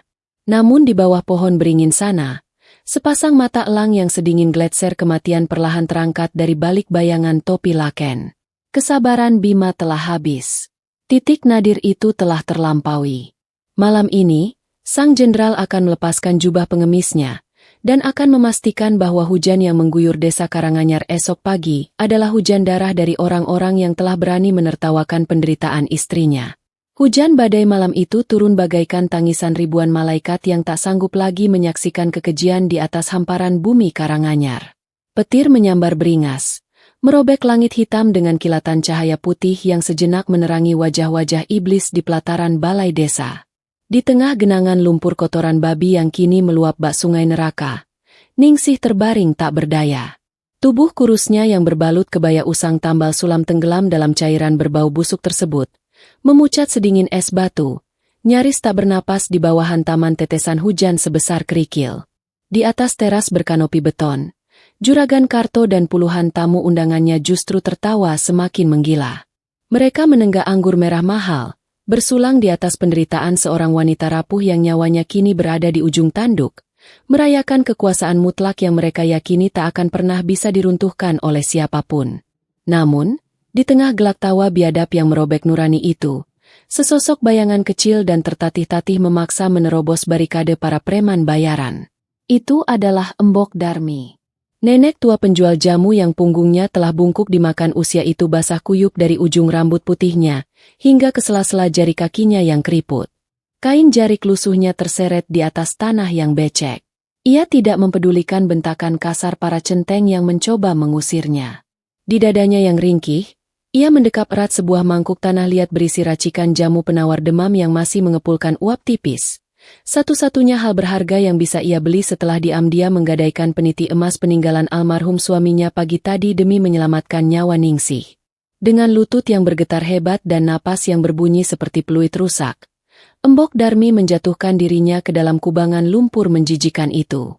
Ia tidak peduli kotoran babi itu merendam pakaiannya. Tangan keriputnya yang dipenuhi bintik penuaan dengan gemetar mengangkat kepala Ningsih yang terkulai lemas, menyandarkannya ke pangkuannya yang hangat. Sambil menangis terseduh-seduh menembus derai hujan, sang nenek tua menepuk-nepuk pipi pucat Ningsih, memohon dengan suara seraknya agar wanita malang itu mau membuka mata dan meneguk sedikit obat yang telah ia siapkan dengan segenap sisa hartanya. Pemandangan itu adalah manifestasi dari ketulusan mutlak yang turun dari langit. Sebuah oase kasih sayang di tengah gurun kekejaman yang kering kerontang. Akan tetapi, kebaikan hati di desa ini adalah sebuah kejahatan di mata sang lalim. Melihat tontonannya diganggu, wajah Tambun Juragan Karto memerah padam. Ia melempar gelas anggurnya hingga pecah berkeping-keping menghantam dinding beton. Dengan langkah gontai akibat mabuk, lintah darat itu menerobos hujan, turun ke arah kandang babi dengan sepatu pantofel kulit buaya imitasinya. Bau parfum murahan yang bercampur dengan alkohol menguar dari tubuh buncitnya, mengalahkan bau amonia kotoran ternak. Ia berdiri menjulang di atas Embok Darmi, menatap sang nenek dengan sorot mata penuh kebencian yang mendidih. Tanpa peringatan sekecil apapun, dengan suara parau yang menggelegar mengalahkan suara guru di angkasa, Karto mengumpat kasar bahwa kumpulan sampah bau bangkai seperti mereka berdua tidak pantas mengotori tanah suci miliknya.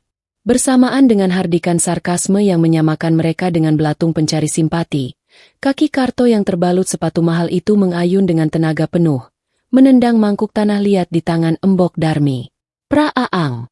Mangkuk itu hancur berkeping-keping. Racikan jamu penawar demam yang dibeli dengan tetesan air mata dan pengorbanan harta terakhir sang nenek tumpah tak bersisa, bercampur dengan kotoran babi dan lumpur hitam yang menjijikan. Embok Darmi menjerit tertahan, meratapi obat yang telah hancur lebur itu. Ia secara insting menjulurkan tangan kanannya yang rapuh ke depan, berniat mengumpulkan sisa-sisa pecahan mangkuk yang sudah bercampur lumpur. Pada detik itulah, Juragan Karto melakukan dosa terbesarnya. Dengan senyum seringai iblis yang melengkung di bibir tebalnya, pria Tambun itu mengangkat kaki kanannya tinggi-tinggi, lalu menginjak telapak tangan keriput Embok Darmi dengan sekuat tenaga. Ujung sepatu pantofel yang keras itu menancap, menggilas pergelangan tangan sang nenek ke atas kerikil tajam yang tersembunyi di balik lumpur. Suara gemeretak tulang yang saling bergesekan terdengar mengerikan menembus derasnya hujan. Embok Darmi melolong kesakitan, air matanya menyatu dengan air hujan, memohon ampunan dengan suara yang nyaris habis, namun Karto justru semakin menekan ujung sepatunya, memutar tumitnya seolah ia sedang menginjak seekor kecoak yang menjijikan.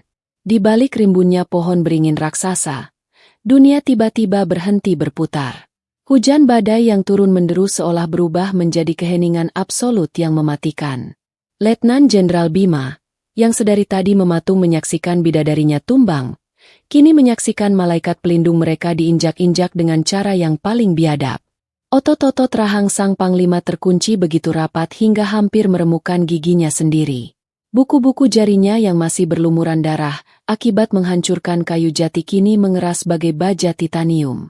Dari balik bayangan topi Laken yang menyembunyikan wajah legamnya, sepasang mata elang Bima tak lagi memancarkan amarah yang membara.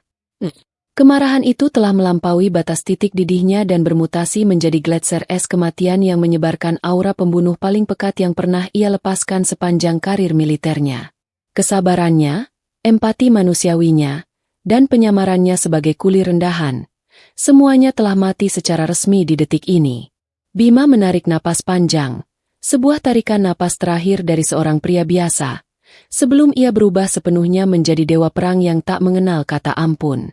Ia membalikkan badan, melangkah mundur menembus kegelapan malam, meninggalkan hiruk-pikuk pesta penderitaan itu tanpa suara. Langkahnya tak lagi gontai atau terseret. Pijakannya kokoh, tegak, dan memancarkan wibawa absolut yang mampu membuat bumi gemetar. Ia berjalan menembus badai menuju sebuah gubuk reot tak berpenghuni di perbatasan hutan desa, tempat kegelapan paling pekat berkuasa. Di dalam keremangan gubuk yang lembab itu, dengan tangan yang bergetar bukan karena dingin melainkan karena adrenalin yang siap merobek langit, Bima merogoh saku tersembunyi di balik jaket kumalnya yang basah kuyup. Ia menarik keluar sebuah benda yang bentuknya sangat kontras dengan penampilannya yang menyerupai gembel. Sebuah telepon satelit militer berwarna hitam pekat, tebal, dan tahan banting, dengan sistem enkripsi tingkat tertinggi yang hanya dimiliki oleh segelintir elit di negeri ini. Benda itu telah tertidur selama 5 tahun. Mati bersama identitasnya di sel isolasi musuh. Ibu jari Bima yang kasar dan kapalan menekan tombol daya. Layar kecil berwarna hijau neon menyala, membelah kegelapan dengan cahaya yang terasa mistis. Bima memasukkan sebuah kombinasi angka alfanumerik sepanjang 12 digit dengan kecepatan luar biasa. Layar itu berkedip memproses data, mencari sinyal satelit rahasia di luar angkasa yang menembus badai petir, sebelum akhirnya memunculkan tulisan kode diterima. Bima menempelkan perangkat itu ke telinganya. Saat nada sambung pertama dijawab oleh keheningan terkejut di ujung sana, Sang Jenderal Bintang 3 hanya mengucapkan satu kalimat singkat dengan nada sedingin dasar lautan es. Sebuah perintah darurat yang akan membangunkan raksasa militer dari tidurnya dan menghapus eksistensi lintah darat itu dari muka bumi untuk selama-lamanya. Malam pembalasan telah resmi diinisiasi. Ratusan kilometer dari gubuk reot yang basah kuyup di pinggiran desa Karanganyar, ibu kota negara tengah tertidur lelap di bawah selimut badai yang sama beringasnya. Di pusat kota, tersembunyi di balik benteng beton berlapis baja dan penjagaan berlapis, berdirilah markas besar Tentara Nasional Indonesia. Di kedalaman 5 lantai di bawah tanah bangunan utama tersebut, ruang kendali komando strategis beroperasi selama 24 jam penuh. Udara di dalam ruangan itu terasa dingin dan steril, sangat kontras dengan bau lumpur dan kotoran babi yang menyiksa paru-paru Sang Letnan Jenderal beberapa menit yang lalu. Puluhan layar monitor raksasa memancarkan pendar cahaya biru kehijauan, menampilkan peta topografi, pergerakan radar, dan data intelijen dari seluruh penjuru negeri. Suasana malam itu seharusnya menjadi pergantian shift yang sunyi dan monoton bagi para perwira komunikasi yang tengah bertugas. Namun, takdir memiliki skenarionya sendiri. Tepat pada pukul 2:15 dini hari, sebuah anomali yang mustahil terjadi merobek keheningan ruangan berpendingin sentral itu. Di sudut paling kiri ruangan, pada sebuah konsol komunikasi tingkat tinggi yang kacanya telah berdebu tipis karena tidak pernah digunakan selama 60 bulan terakhir, sebuah lampu indikator merah tiba-tiba berkedip lambat. Kedipan itu diikuti oleh bunyi beep berfrekuensi rendah yang sangat tajam, mengiris kesunyian bagai pisau bedah. Sersan Mayor Galang, operator komunikasi senior yang sedang meminum kopi hitamnya, nyaris tersedak. Matanya membelalak lebar, menatap layar monitor di hadapannya seolah ia baru saja melihat hantu yang bangkit dari kubur. Cangkir kopi di tangannya bergetar hebat hingga tumpah membasahi meja logam, namun ia sama sekali tidak mempedulikannya. Jari-jarinya yang gemetar mulai mengetik perintah verifikasi dengan kecepatan panik di atas papan ketik. Di layar monitor Galang, sederet kode alfanumerik yang terenkripsi dengan tingkat keamanan militer absolut bermunculan, menyusun sebuah protokol panggilan darurat yang hanya dimiliki oleh segelintir manusia di republik ini. Tulisan berkedip merah terang di layar itu berbunyi, Sandi Elang Hitam otorisasi bintang 3 status, aktif. Napas Galang seakan berhenti di tenggorokan. Keringat dingin sebesar biji jagung seketika membasahi pelipisnya. Sandi Elang Hitam adalah sandi operasi milik Letnan Jenderal Bima, sang legenda hidup komando pasukan khusus yang dokumen kematiannya telah ditandatangani oleh Presiden 5 tahun yang lalu akibat ledakan di perbatasan.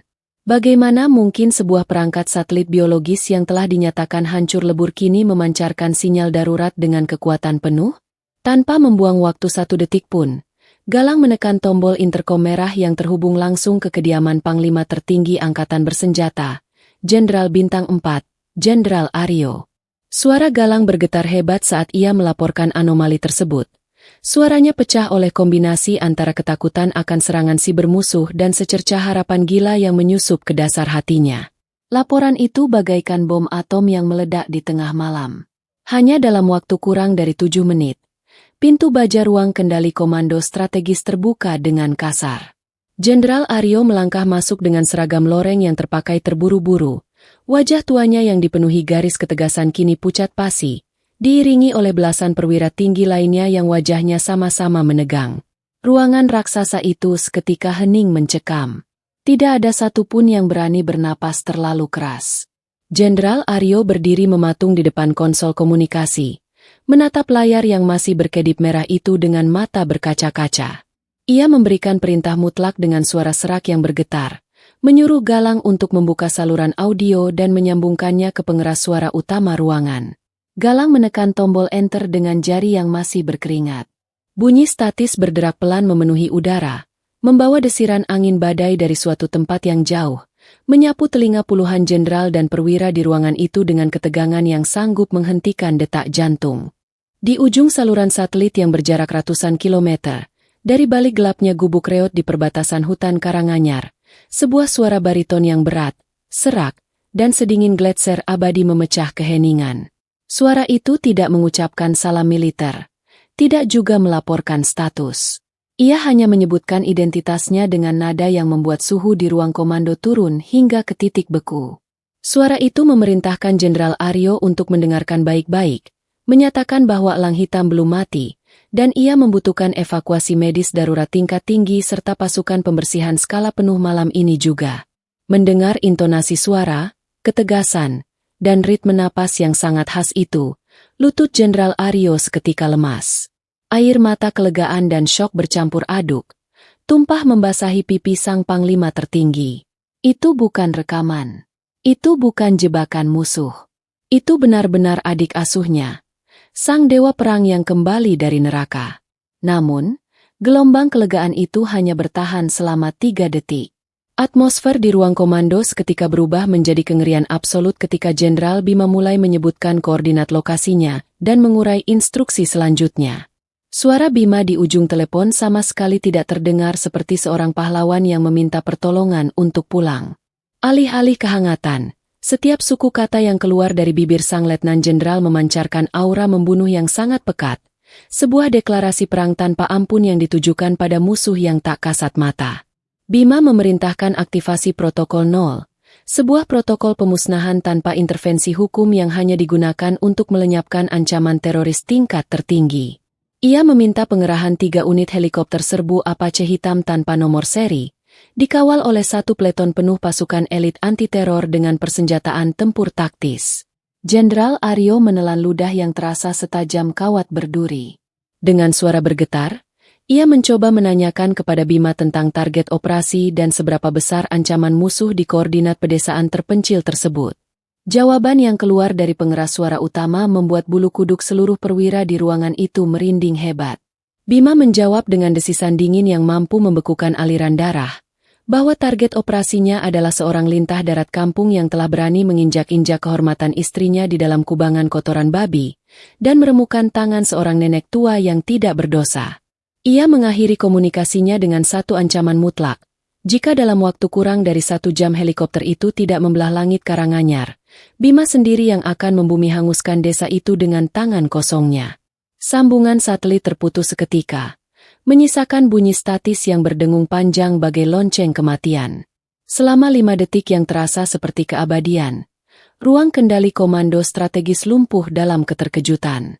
Namun pada detik ke-6, insting tempur Jenderal Aryo mengambil alih sepenuhnya. Ia membalikkan badan dengan gerakan menghentak. Matanya menyala terang penuh amarah yang tertular dari adik asuhnya. Sang panglima tertinggi meneriakkan perintah operasional dengan volume maksimal yang membuat kaca-kaca monitor bergetar. Sirine tanda bahaya tingkat 1 meraung-raung membelah malam di seluruh penjuru markas. Lampu merah berputar menyala di setiap lorong. Ratusan prajurit elit bersenjata lengkap berhamburan dari barak mereka dengan wajah garang, berlari menembus hujan badai menuju landasan pacu. Pintu-pintu hanggar bawah tanah terbuka lebar, memuntahkan mesin-mesin pembunuh terbang berwarna hitam pekat yang baling-balingnya mulai berputar liar merobek udara. Malam ini, markas besar TNI tidak sedang menjalankan operasi bela negara. Mereka sedang mengirimkan badai kiamat untuk menjemput sang legenda dan menghancurkan siapapun yang berani menyentuh harta paling berharga milik sang jenderal. Derai hujan badai yang mencambuk desa Karanganyar seolah menjadi irama pengiring bagi tawa iblis yang terus menggelegar dari pelataran balai desa. Juragan Karto, dengan perut buncitnya yang berguncang di balik kemeja sutra emasnya yang mulai basah oleh tempias air, menuangkan anggur merah murahan ke dalam gelas barunya. Matanya yang merah karena pengaruh alkohol menatap puas ke arah kubangan kotoran babi di bawah sana. Di dalam lumpur menjijikan itu, Ningsih masih terbaring tak bernyawa dengan kulit sepucat pualam, sementara Embok Darmi merintih tertahan, memegangi pergelangan tangannya yang remuk tergilas sepatu pantofel sang lintah darat. Karto mengangkat gelasnya tinggi-tinggi, berteriak parau kepada puluhan tamunya bahwa di tanah ini, dialah Tuhan penentu kehidupan dan kematian. Ia sesumbar bahwa jangankan pejabat kabupaten, malaikat dari langit pun tidak akan sudi turun menolong sampah-sampah penyakitan yang tidak memiliki harga diri seperti janda dan nenek tua bangka tersebut. Para centeng bayaran dan tamu undangan menyambut kesombongan itu dengan sorakan beringas, membenturkan gelas mereka dalam sebuah perayaan kezaliman yang sempurna. Namun, di tengah hiruk-pikuk pesta pora yang memuakan tersebut, alam tiba-tiba menunjukkan sebuah anomali yang membekukan darah. Suara gemuruh petir yang sedari tadi menyambar secara acak, mendadak tergantikan oleh sebuah dengungan mekanis berfrekuensi rendah yang sangat ritmis. Dengungan itu awalnya hanya terasa seperti getaran tipis di telapak kaki, namun dalam hitungan detik, getaran itu merambat naik, mengguncang fondasi beton balai desa dengan kekuatan yang mengerikan. Gelas-gelas anggur di atas meja panjang bergetar hebat sebelum akhirnya berjatuhan dan pecah berkeping-keping. Lemak daging sapi panggang yang menetes di atas bara api tiba-tiba terhempas ke udara oleh pusaran angin yang entah datang dari mana. Karto menghentikan tawanya. Mulutnya yang tebal setengah terbuka. Ia mendongak, mencoba menembus pekatnya awan hitam yang menggulung rendah tepat di atas kepalanya. Sensasi aneh merayapi tengkuknya. Ini bukanlah suara badai alam, melainkan raungan mesin pembunuh dari neraka yang sedang membelah langit. Sebelum ada satupun mulut yang sempat meneriakkan kebingungan, cakrawala malam di atas Karanganyar terkoyak secara paksa. 3 buah helikopter serbu Apache hitam legam tanpa nomor registrasi turun menembus badai dengan kecepatan yang mematikan. Baling-baling raksasa mereka berputar liar, merobek udara malam dan menciptakan badai artifisial yang kekuatannya 10 kali lipat lebih dahsyat dari badai alam itu sendiri. Pusaran angin dari 3 monster udara itu menghantam pelataran balai desa Bak Kiamat kecil. Tenda-tenda sutra mewah yang dipasang Karto tercabut dari pasaknya, melayang terbang ke udara seperti rongsokan plastik. Meja-meja prasmanan berisi makanan mahal terbalik, memuntahkan seluruh isinya ke tanah yang becek. Spanduk raksasa bergambar wajah angkuh Karto robek seketika, tersapu oleh pusaran badai ke arah pepohonan. Di tengah kekacauan yang membutakan itu, 3 lampu sorot berintensitas jutaan lumen tiba-tiba menyala dari lambung helikopter, menembakkan pilar cahaya putih yang membutakan langsung ke arah teras balai desa. Cahaya itu mengunci pergerakan Karto dan puluhan tamunya, mengubah mereka menjadi sekumpulan tikus tanah yang tertangkap basah di tengah malam. Karto menjerit panik, mengangkat kedua tangannya yang gemetar menutupi wajahnya yang silau. Anggur merah mahal yang tadi ia banggakan kini tumpah membasahi celana kainnya, menyatu dengan air kencing yang tanpa sadar mengalir deras dari sela-sela pahanya akibat teror absolut yang meruntuhkan jantungnya. Preman-preman bayarannya yang biasanya garang dengan golok di pinggang, kini menjatuhkan diri ke lantai, meringkuk memeluk lutut sambil menangis ketakutan menghadapi mesin-mesin perang bernilai triliunan rupiah yang kini mengambang hanya 20 meter di atas kepala mereka. Pintu samping dari ketiga helikopter itu terbuka serentak. Tali-tali fastrope tebal dilemparkan ke bawah, membelah tirai hujan. Dari ketinggian itu, puluhan sosok berpakaian tempur serba hitam legam dengan rompi taktis, helm balistik, dan senjata laras panjang meluncur turun dengan kecepatan iblis.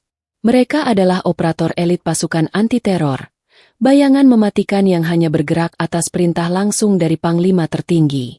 Begitu sepatu bot tebal mereka menyentuh tanah berlumpur, formasi perimeter pertahanan terbentuk dalam hitungan detik yang mustahil. Suara kokangan senjata mekanis terdengar serempak, sedingin es, mengalahkan suara badai. Lusinan titik laser merah berkedip menyala dari ujung moncong senapan, menari-nari dengan mematikan, menancap tepat di dada kiri, dahi, dan kedua bola mata juragan Karto serta seluruh cecunguknya. Karto jatuh terduduk di atas genangan sisa makanannya sendiri. Napas lintah darat itu putus-putus, seolah ada tangan tak kasat mata yang mencekik batang tenggorokannya. Dengan bibir yang bergetar hebat hingga memucat kebiruan, ia merangkak mundur, mengibaskan tangannya yang dipenuhi cincin emas secara acak. Dengan suara melengking yang menyedihkan, Karto berteriak histeris, mempertanyakan apa kesalahan yang ia perbuat hingga pasukan elit militer mengepung balai desanya. Ia mencoba menyebutkan koneksi politiknya, berteriak bahwa ia adalah calon bupati yang memiliki dukungan para jenderal di ibu kota, memohon dengan air mata pengecut agar moncong-moncong senjata pembunuh itu dijauhkan dari wajahnya. Namun, tidak ada satupun prajurit elit itu yang bergeming atau membalas teriakannya. Mereka berdiri kaku bagai patung-patung pencabut nyawa yang terbuat dari baja, menunggu perintah mutlak dari sang dewa perang yang memanggil mereka. Di tengah keheningan mencekam yang diinterupsi oleh deru baling-baling, barikade pasukan elit yang menutupi akses menuju kegelapan hutan perlahan membuka jalan. Seorang perwira tinggi berpangkat kolonel melangkah maju, lalu tanpa mempedulikan cipratan lumpur, ia memberikan hormat militer dengan sikap sempurna yang kaku ke arah kegelapan. Dari balik tirai hujan dan bayangan pohon beringin raksasa, sesosok pria tinggi besar melangkah keluar. Langkah kakinya lambat, berbobot, dan memancarkan wibawa yang membuat oksigen di sekitarnya seolah tersedot habis. Itu adalah Bima. Kemeja flanel kumalnya yang basah kuyup masih menempel di tubuh tegapnya, namun topi laken kusamnya telah ia buang, memperlihatkan wajah legam bersudut tajam dengan sepasang mata elang yang menyala laksana lautan api hitam. Saat Bima melangkah mendekati perimeter, kolonel tersebut dengan sigap membentangkan sebuah mantel perwira militer panjang berwarna hitam pekat yang dihiasi 3 bintang emas menyilaukan di bagian kerahnya, dan menyematkannya ke bahu sang jenderal. Dalam balutan mantel kebesaran itu, sang kuli panggul pesakitan telah raib ditelan bumi. Di hadapan juragan Karto yang kini gemetar bagai daun kering, berdirilah Letnan Jenderal Bima, sang legenda komando pasukan khusus, yang datang bukan untuk menegakkan hukum negara, melainkan untuk menjatuhkan vonis kiamat bagi siapa saja yang telah berani menyentuh bidadarinya. Malam itu, waktu seolah berhenti berdetak di pelataran balai desa Karanganyar. Deru baling-baling 3 helikopter Apache yang memekakan telinga mendadak terasa seperti alunan musik kematian bagi juragan Karto. Pria tambun yang beberapa menit lalu menobatkan dirinya sebagai Tuhan atas nyawa penduduk miskin, kini hanya bisa ternganga dengan bibir bergetar hebat. Matanya yang melotot nyaris keluar dari rongganya, menatap lurus ke arah sosok tinggi besar yang baru saja melangkah keluar dari kegelapan. Kilatan cahaya putih dari lampu sorot helikopter memantul sempurna pada 3 bintang emas yang bertengger angkuh di kerah mantel perwira berwarna hitam pekat tersebut. Kemeja flanel kumal dan bau keringat kuli panggul itu telah sirna, digantikan oleh aura kebesaran Letnan Jenderal Bima, Panglima Komando Pasukan Khusus, sang dewa perang sejati yang bangkit dari kematian. Karto merasakan tulang sumsumnya membeku. Celana sutranya kini basah oleh cairan pesing yang merembes tak terkendali, menciptakan genangan memalukan di bawah kakinya yang lumpuh. Ia mencoba membuka mulutnya yang terasa sekering gurun pasir, namun tak ada satupun silabel yang mampu keluar. Di hadapannya, Bima melangkah pelan namun mematikan. Setiap pijakan sepatu bot militer Bima di atas genangan air terdengar seperti ketukan palu godam hakim yang bersiap menjatuhkan vonis mati. Prajurit-prajurit elit anti-teror yang berdiri membentuk barikade dengan moncong senapan terkunci pada Karto, serempak menegakkan badan dan memberi hormat senjata saat sang legenda hidup berjalan melewati mereka. Tanpa mempedulikan Karto yang kini terisak menyedihkan di lantai beton, Bima mengangkat tangan kanannya, memberikan isyarat taktis. Dalam hitungan detik, 6 orang dokter militer berpakaian tempur dari helikopter kedua berlari kencang menerobos hujan membawa 2 buah tandu evakuasi medis canggih. Bima melangkah mendahului mereka menuju kandang babi yang menjijikan itu. Ia sama sekali tidak peduli ujung mantel jenderalnya yang berharga puluhan juta terseret dan bernoda kotoran babi. Dengan gerakan lembut yang berbanding terbalik dengan aura membunuhnya, Bima berlutut di tengah genangan lumpur berbau amonia tersebut. Tangan kokoh sang jenderal yang mampu meremukan baja itu kini bergetar hebat saat merengkuh tubuh kurus Ningsih yang nyaris membeku. Bima mendekap istrinya erat ke dada bidangnya, membiarkan kebaya usang berlumur lumpur kotoran menodai seragam kebesarannya. Untuk pertama kalinya dalam 5 tahun terakhir, pertahanan baja sang panglima runtuh. Setitik air mata panas menetes dari sudut mata elang Bima, jatuh menyatu dengan derai hujan badai. Ia menempelkan dahinya pada dahi Ningsih yang sepucat pualam, membisikkan kata maaf yang parau dan bergetar hebat, merutuki dirinya sendiri yang membiarkan bidadari surganya menderita dalam neraka buatan manusia serakah ini. Para dokter militer dengan sigap mengambil alih, memasang tabung oksigen portabel dan memindahkan Ningsih ke atas tandu dengan kehati-hatian tingkat dewa. Perhatian Bima beralih pada sosok renta yang meringkuk di sudut kubangan. Embok Darmi menatap tak percaya. Wajah keriputnya basah oleh air mata. Tangan kanannya yang remuk masih ia dekap di depan dada. Bima menatap sang nenek penjual jamu itu dengan sorot mata penuh penghormatan mutlak. Dengan suara baritonnya yang berat, Bima memerintahkan kepala tim medis untuk memastikan Embok Darmi mendapatkan perawatan VVIP setingkat presiden. Ia menegaskan bahwa jika sampai nyawa nenek suci ini hilang, maka seluruh tim medis akan berhadapan dengan murkanya. Embok Darmi menangis terseduh-seduh saat prajurit elit membopongnya dengan sangat hormat menuju helikopter pertama. Setelah memastikan kedua wanita yang paling ia lindungi aman di dalam lambung baja helikopter, Bima perlahan bangkit berdiri. Atmosfer kesedihan yang tadi menyelimuti dirinya menguap tak berbekas, digantikan oleh badai amarah hitam yang mendidih hingga ke ubun-ubun. Bima memutar tubuhnya perlahan, menatap ke arah pelataran balai desa. Di sana, Karto dan para preman bayarannya telah tertelungkup di tanah dengan tangan terborgol kabel ties, dijaga oleh puluhan titik laser merah yang mengarah ke tengkorak mereka. Bima berjalan kembali menaiki tangga teras. Sepatu botnya yang berlumur lumpur sengaja ia hentakkan dengan keras. Karto menangis histeris. Air mata dan ingus bercampur di wajah tambunnya. Saat bayangan tinggi besar Bima menutupi tubuhnya, lintah darat itu seketika menyeret lututnya ke depan, berusaha memeluk kaki sang jenderal. Namun sebelum tangan kotor Karto menyentuh ujung sepatunya, Bima menendang dada Karto dengan kekuatan terukur, cukup membuat pria buncit itu terlempar ke belakang dan terbatuk hebat tanpa mematahkan tulang rusuknya, agar Karto tetap sadar menikmati penderitaannya.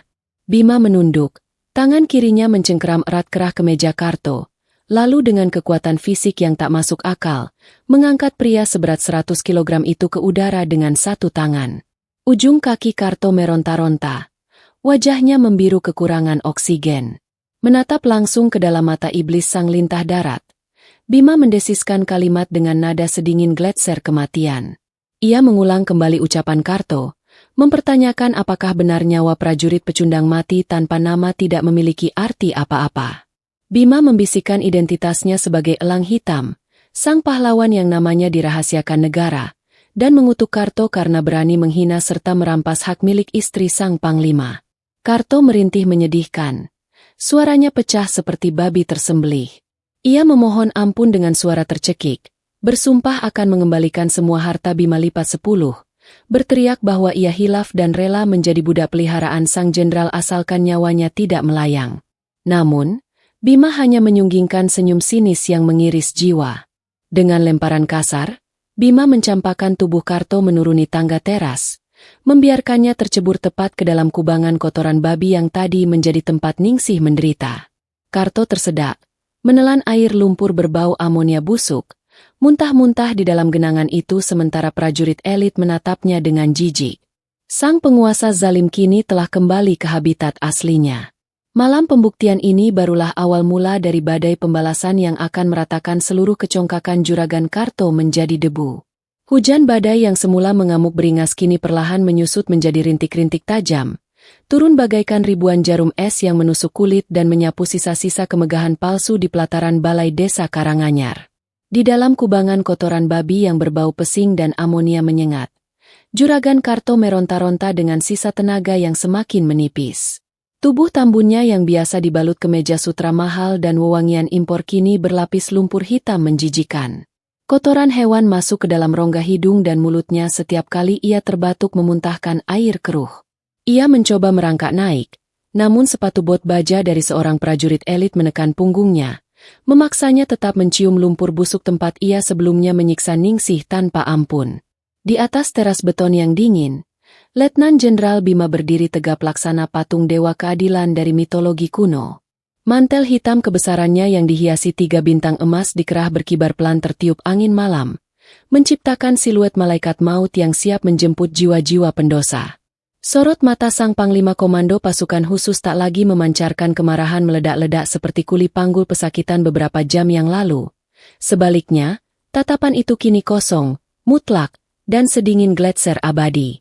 Ia menatap ke langit malam saat suara raungan baling-baling dari 2 helikopter pertama perlahan membelah udara, membawa Ningsih dan Embok Darmi menuju Rumah Sakit Pusat Angkatan Darat dengan pengawalan medis tingkat kepresidenan. Hati Bima membisikkan sebuah janji suci menembus awan badai, bahwa saat fajar menyingsing esok hari, tidak akan ada lagi setetes pun air mata penderitaan yang jatuh membasahi pipi bidadarinya. Kini, setelah satu-satunya kelemahannya aman di atas awan, sang dewa perang mengalihkan seluruh fokusnya pada pengadilan malam berdarah yang menanti di depan mata. Bima mengangkat tangan kirinya sebatas dada dengan gerakan yang sangat pelan namun syarat akan ancaman mematikan. Seorang perwira intelijen berpangkat mayor yang sedari tadi bersiaga di balik bayang-bayang segera berlari kecil mendekat, memberikan hormat militer dengan postur kaku sebelum menyerahkan sebuah tablet militer berlapis baja. Puluhan tamu undangan Karto, para kepala desa korup, lintah darat sekutu, dan preman bayaran yang kini meringkuk dengan tangan terborgol kabel di pelataran, menahan napas mereka hingga wajah mereka memucat kebiruan. Mereka tahu, layar kecil bercahaya hijau di tangan sang jenderal itu berisi nyawa, harta, dan masa depan mereka. Dengan suara bariton yang berat dan ritme yang sangat teratur, Bima mulai mengurai satu persatu benang merah kebusukan Juragan Karto. Ia membaca dengan lantang bahwa Karto telah memalsukan dokumen kematiannya 5 tahun lalu melalui penyuapan di tingkat kabupaten, merampas seluruh sertifikat tanah milik keluarga Bima, dan menyogok panitia pemilihan bupati menggunakan uang darah hasil memeras rakyat miskin. Setiap suku kata yang keluar dari bibir Bima bergema membentur dinding beton balai desa, menciptakan gelombang teror psikologis yang membuat Karto semakin meringkuk di dalam genangan kotoran babi. Bima memerintahkan sang mayor untuk mengaktifkan protokol sabotase finansial tingkat tinggi malam itu juga. Dalam hitungan kurang dari 5 menit, sang mayor menekan serangkaian kode otorisasi militer ke dalam tabletnya.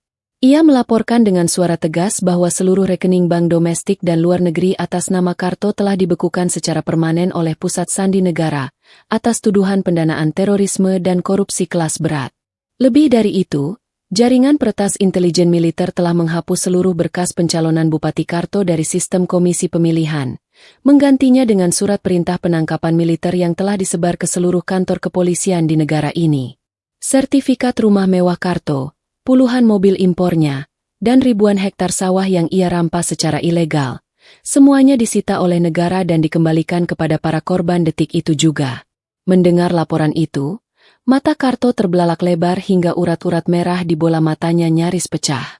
Kekayaan yang ia bangun di atas air mata dan darah orang-orang miskin selama 5 tahun terakhir, kini lenyap tanpa sisa hanya dalam waktu 5 menit oleh satu ketukan jari seorang jenderal yang ia kira telah membusuk di perut bumi.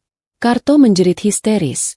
Sebuah jeritan panjang bernada tinggi yang terdengar seperti babi yang tenggorokannya disembelih secara perlahan. Dengan sisa-sisa tenaga keputusasaannya, lintah darat itu merangkak menaiki anak tangga teras. Kuku-kuku jarinya patah dan berdarah saat menggaruk lantai semen yang kasar. Ia menyatukan kedua telapak tangannya yang gemetar dan berlumuran lumpur, bersujud di bawah sepatu bot militer Bima yang mengkilap, memohon dengan air mata darah agar sang jenderal menyisakan sedikit saja harta untuk menyambung nyawa keluarganya. Bima menundukkan kepalanya perlahan, membiarkan bayangan dari ujung topi militernya menutupi sebagian wajah legamnya. Ia berjongkok dengan gerakan elegan yang sangat bertolak belakang dengan keputusasaan Karto. Jarak wajah mereka hanya tersisa beberapa sentimeter, memungkinkan Karto merasakan hawa dingin yang menguar dari embusan napas sang dewa perang. Dengan nada desisan yang lebih mematikan daripada peluru tajam, Bima berbisik bahwa pengemis kotor yang tidak memiliki harga diri tidak berhak meminta belas kasihan.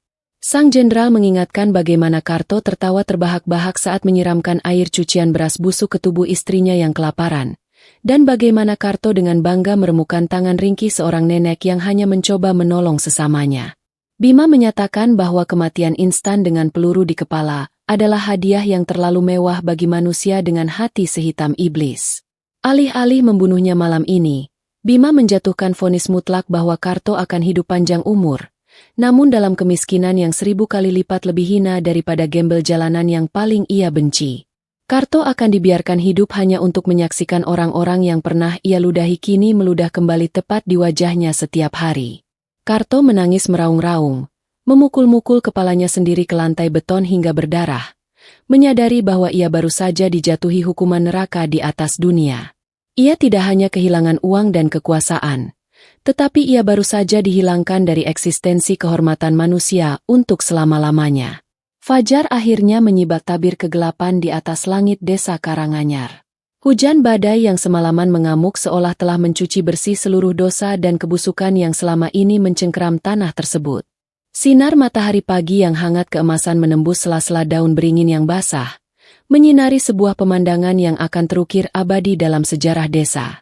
Di tengah genangan lumpur yang mulai mengering, juragan Karto meringkuk bagaikan seonggok sampah yang terlupakan. Pria Tambun yang kemarin sore masih menepuk dada sebagai dewa penentu nyawa itu, kini meringkuk gemetar, memeluk lututnya sendiri dengan pandangan kosong yang menyedihkan.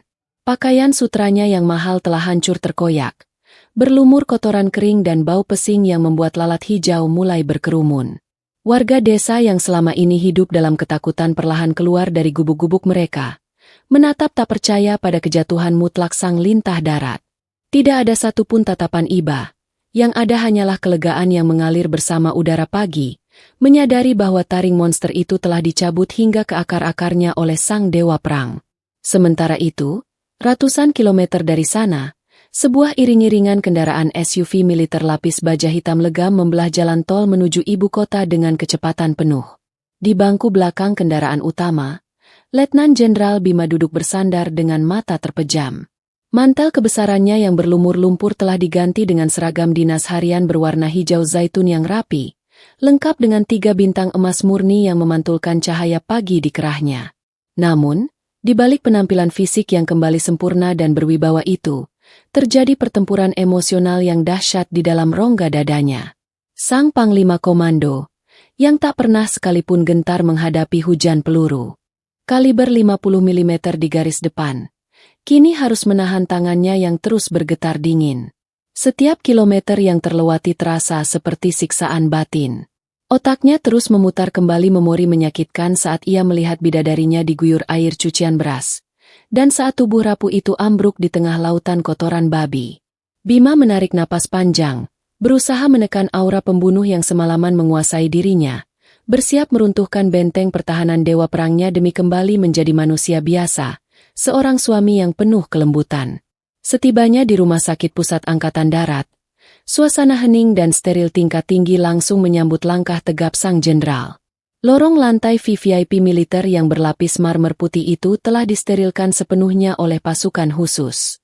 Bau amonia dan lumpur busuk yang sempat menyiksa penciuman Bima semalam kini telah menguap, digantikan oleh aroma antiseptik tajam yang menandakan kebersihan mutlak. Kepala rumah sakit, seorang jenderal bintang 2 berbaju medis, telah menunggu di depan pintu ruang perawatan presiden dengan sikap sempurna. Dengan suara yang direndahkan, ia memberikan laporan medis yang membuat beban seberat gunung di pundak Bima seketika hancur berkeping-keping. Ningsih telah melewati masa kritis akibat syok hipotermia dan malnutrisi kronis. Lambungnya yang kosong telah dipulihkan dengan asupan nutrisi intravena tingkat tinggi. Sementara itu, tulang pergelangan tangan Embok Darmi yang remuk terinjak telah berhasil direkonstruksi menggunakan pen titanium murni oleh tim dokter bedah ortopedi terbaik di negeri ini. Mendengar laporan tersebut, Bima hanya memberikan anggukan pelan, sebuah isyarat kaku yang menutupi tsunami kelegaan di dadanya. Dokter Jenderal itu menyingkir, membiarkan sang legenda hidup menghadapi medan pertempuran emosionalnya sendirian. Bima berdiri mematung di depan pintu kayu mahoni tebal bertuliskan, VVIP 01. Tangan besarnya yang kapalan, yang hanya dengan satu cengkraman mampu meremukkan kayu jati dan mematahkan leher musuh, kini ragu-ragu dan gemetar saat hendak memutar kenop pintu kuningan tersebut. Ia sungguh ketakutan. Letnan Jenderal yang ditakuti oleh seluruh sindikat teroris internasional itu takut setengah mati jika kehadirannya akan mengagetkan istrinya. Namun, rasa rindu yang telah mengendap selama 5 tahun menyiksa tulang rusuknya, mendorongnya untuk perlahan membuka pintu itu tanpa menimbulkan suara engsel berderit, melangkah masuk ke dalam ruangan yang suhunya diatur dengan presisi medis. Cahaya matahari pagi tersaring lembut melalui tirai linen putih, jatuh tepat di atas ranjang medis canggih di tengah ruangan. Di sana, Ningsih terbaring bagaikan putri tidur yang baru saja diselamatkan dari kutukan mematikan. Kebaya usangnya yang penuh tambalan dan lumpur telah tiada, digantikan oleh gaun pasien berbahan katun sutra yang sangat lembut. Wajahnya yang kemarin sepucat mayat dan sekotor debu jalanan, kini telah dibersihkan secara menyeluruh, memperlihatkan kembali gurat kecantikan alami bidadari yang dulu membuat Bima jatuh cinta. Selang infus bening mengalirkan cairan kehidupan ke dalam pembuluh darahnya, sementara monitor di samping ranjang menampilkan detak jantung yang stabil. Di ranjang terpisah yang berjarak beberapa meter, Embok Darmi tertidur pulas dengan napas teratur. Pergelangan tangannya terbalut gips putih yang steril. Bima melangkah mengendap-endap bak seekor harimau yang menahan langkah agar tidak membangunkan buruannya. Namun kali ini yang ia tahan adalah isak tangisnya sendiri. Ia menjatuhkan kedua lututnya ke lantai marmer yang dingin, berlutut tepat di samping bantal Ningsih. Tangan besarnya terulur, dengan sentuhan seringan jatuhnya kelopak bunga, ia merapikan helaian rambut hitam Ningsih yang menutupi dahinya. Sentuhan hangat itu seolah memiliki daya magis tersendiri. Bulu mata Ningsih yang lentik perlahan bergetar, dan kelopak matanya terbuka lambat-lambat. Matanya yang masih berkabut menatap langit-langit putih, mencoba mengumpulkan kepingan kesadaran dari sisa-sisa mimpi buruknya. Ketika pandangannya turun dan terkunci pada sosok pria berwibawa dalam balutan seragam Jenderal Bintang 3 yang tengah berlutut di sisinya, Ningsih terpaku. Napasnya tertahan. Matanya membelalak perlahan, mencerna siluet wajah legam bersudut tajam itu, mata elang yang menatapnya dengan pendar cinta yang membara, dan rahang yang sangat ia hafal. Dengan suara parau yang bergetar hebat memecah keheningan, Bima berbisik lirih sambil meneteskan air mata panas yang akhirnya runtuh melintasi pipinya. Ia merengkuh tangan Ningsih yang bebas dari infus, mencium punggung tangan itu berkali-kali sambil merapal kata maaf tanpa henti. Bima memohon ampunan dengan seluruh jiwa raganya, menyalahkan dirinya sendiri karena terlambat menjemput bidadarinya dari siksaan neraka, dan bersumpah dengan nada yang syarat akan penyesalan bahwa mulai detik ini tak akan ada lagi penderitaan yang berani mendekatinya. Mendengar intonasi bariton yang sangat ia rindukan dan merasakan sentuhan air mata hangat di tangannya, tangis Ningsih meledak seketika. Ia tidak peduli dengan rasa kaku di sekujur tubuhnya. Ningsih menarik tangan sang jenderal, mengusap rahang kokoh suaminya dengan jemari gemetar untuk memastikan bahwa ini bukanlah ilusi dari alam baka, lalu memeluk leher sang pahlawan erat-erat. Ruangan VVIP itu menjadi saksi bisu bersatunya kembali dua jiwa yang hancur, meleburkan kepedihan 5 tahun dalam satu dekapan yang tak akan pernah bisa dipisahkan lagi oleh apapun di dunia ini. 6 bulan semenjak malam kiamat di pelataran balai desa itu, roda nasib telah berputar dengan kekejaman yang sangat presisi, membuktikan bahwa karma tidak pernah salah mengenali alamat. Di bawah terik matahari siang yang memanggang atap seng gudang sinar tani, yang kini telah disita negara dan dikelola oleh koperasi desa, suasana pengap dan berdebu itu masih sama seperti dulu. Namun, ada satu pemandangan ironis yang selalu menjadi tontonan gratis bagi para kuli panggul. Di sudut paling kotor dekat penampungan limbah, tampak sesosok pria tua yang tubuhnya tinggal tulang berbalut kulit legam penuh panu dan kudis. Pria itu merangkak tertatih-tatih tanpa alas kaki, mengenakan celana compang-camping dan kaos partai usang yang warnanya telah pudar oleh keringat asam. Ia adalah Karto. Mantan lintah darat bergelimang harta itu kini telah kehilangan segalanya. Tak ada lagi kemeja sutra, tak ada lagi sepatu kulit buaya, dan tak ada lagi kekuasaan yang bisa ia beli. Siang itu, Karto memaksakan punggung ringkihnya yang telah bungkuk untuk memikul sebuah karung beras afkir seberat 20 kilogram, sebuah pekerjaan kasar yang dulu ia wajibkan pada Bima. Napas Karto berbunyi seperti peluit bocor. Dadanya naik turun dengan menyakitkan, sementara telapak kakinya yang penuh luka robek meninggalkan jejak darah kotor di lantai semen. Belum genap 10 langkah, lututnya yang keropos oleh penyakit rematik menyerah pada gravitasi. Karto ambruk berdebam. Karung beras itu menimpa tubuh rentanya, membuat tulang rusuknya berderak ngilu. Bukannya menolong, para kuli panggul justru tertawa terbahak-bahak. Mandor gudang yang baru sengaja melangkah mendekat, lalu dengan sengaja menumpahkan segelas air sisa cucian piring yang berminyak dan kotor tepat di samping wajah Karto. Sang mandor menyuruh mantan penguasa zalim itu menjilat air kotor tersebut jika ia merasa haus, mengulang persis kalimat biadab yang pernah Karto lontarkan kepada Ningsih di masa lalu. Sambil terisak dengan air mata yang perih membasahi debu di wajahnya, Karto mengulurkan lidahnya yang gemetar, menenggak air comberan itu demi membasahi tenggorokannya yang serasa terbakar. Neraka dunia telah menguncinya dalam penjara penderitaan yang tak berujung. Sangat kontras dengan kemelaratan absolut yang menyiksa Karto, di sebuah kawasan elit pusat ibu kota, keajaiban yang diturunkan dari langit tengah berlangsung dengan penuh haru. Di depan sebuah bangunan megah bergaya arsitektur klasik kolonial yang dikelilingi taman anggrek seluas 2 hektar, terbentang pita peresmian berwarna keemasan. Bangunan raksasa bernilai puluhan miliar rupiah itu adalah Pusat Kesehatan Herbal Darmi Nusantara. Di teras pualam bangunan tersebut, berdirilah Embok Darmi. Nenek tua yang dulu sering dihina dan diinjak-injak itu kini bagaikan seorang ratu dari keraton.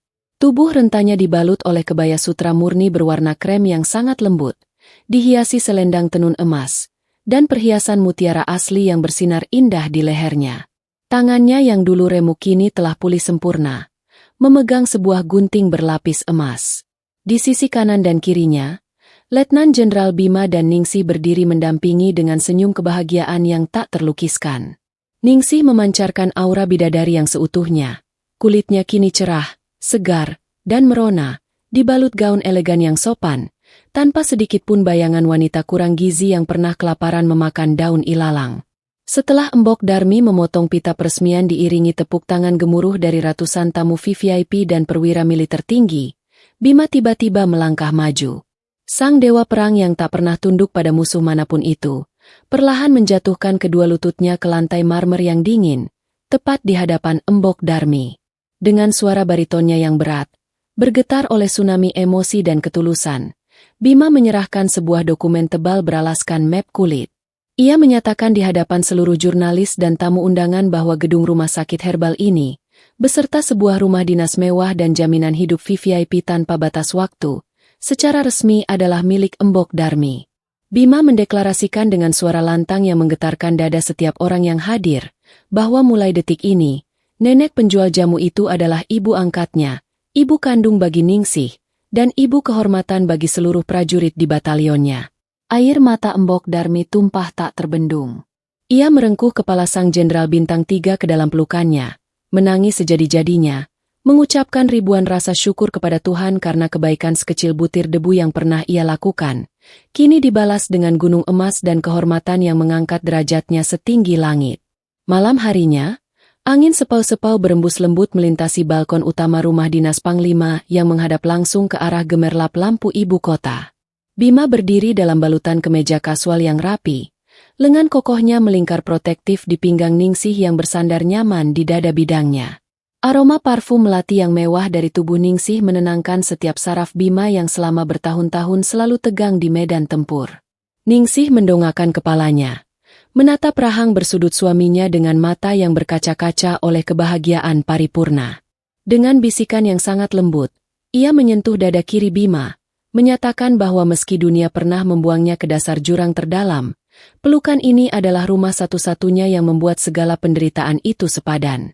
Bima mempererat pelukannya, menempelkan bibirnya di atas dahi istrinya dengan durasi yang sangat lama, mentransfer seluruh janji suci kehidupan yang mengalir di dalam nadinya.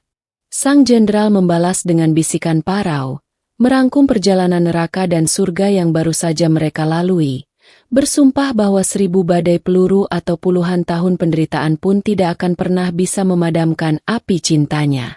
Di bawah saksi jutaan bintang yang bertaburan di langit malam, sang dewa perang akhirnya menemukan kedamaian sejati. Penyamarannya sebagai kuli panggul pesakitan telah berakhir, namun tugasnya sebagai pelindung abadi bagi bidadarinya baru saja dimulai, menyongsong hari esok yang tak akan pernah lagi mengenal kata air mata. Gimana sobat? Puas banget kan lihat Juragan Karto akhirnya minum air comberan dan gembel di akhir cerita? Inilah buktinya kalau roda kehidupan itu pasti berputar. Yang di atas bisa hancur berkeping-keping dalam sekejap mata kalau sombong. Coba komen di bawah. Bab mana yang bikin emosi kalian paling naik turun? Klik like, nyalakan lonceng notifikasi, dan subscribe channel ini untuk drama pembalasan dendam yang lebih seru lagi.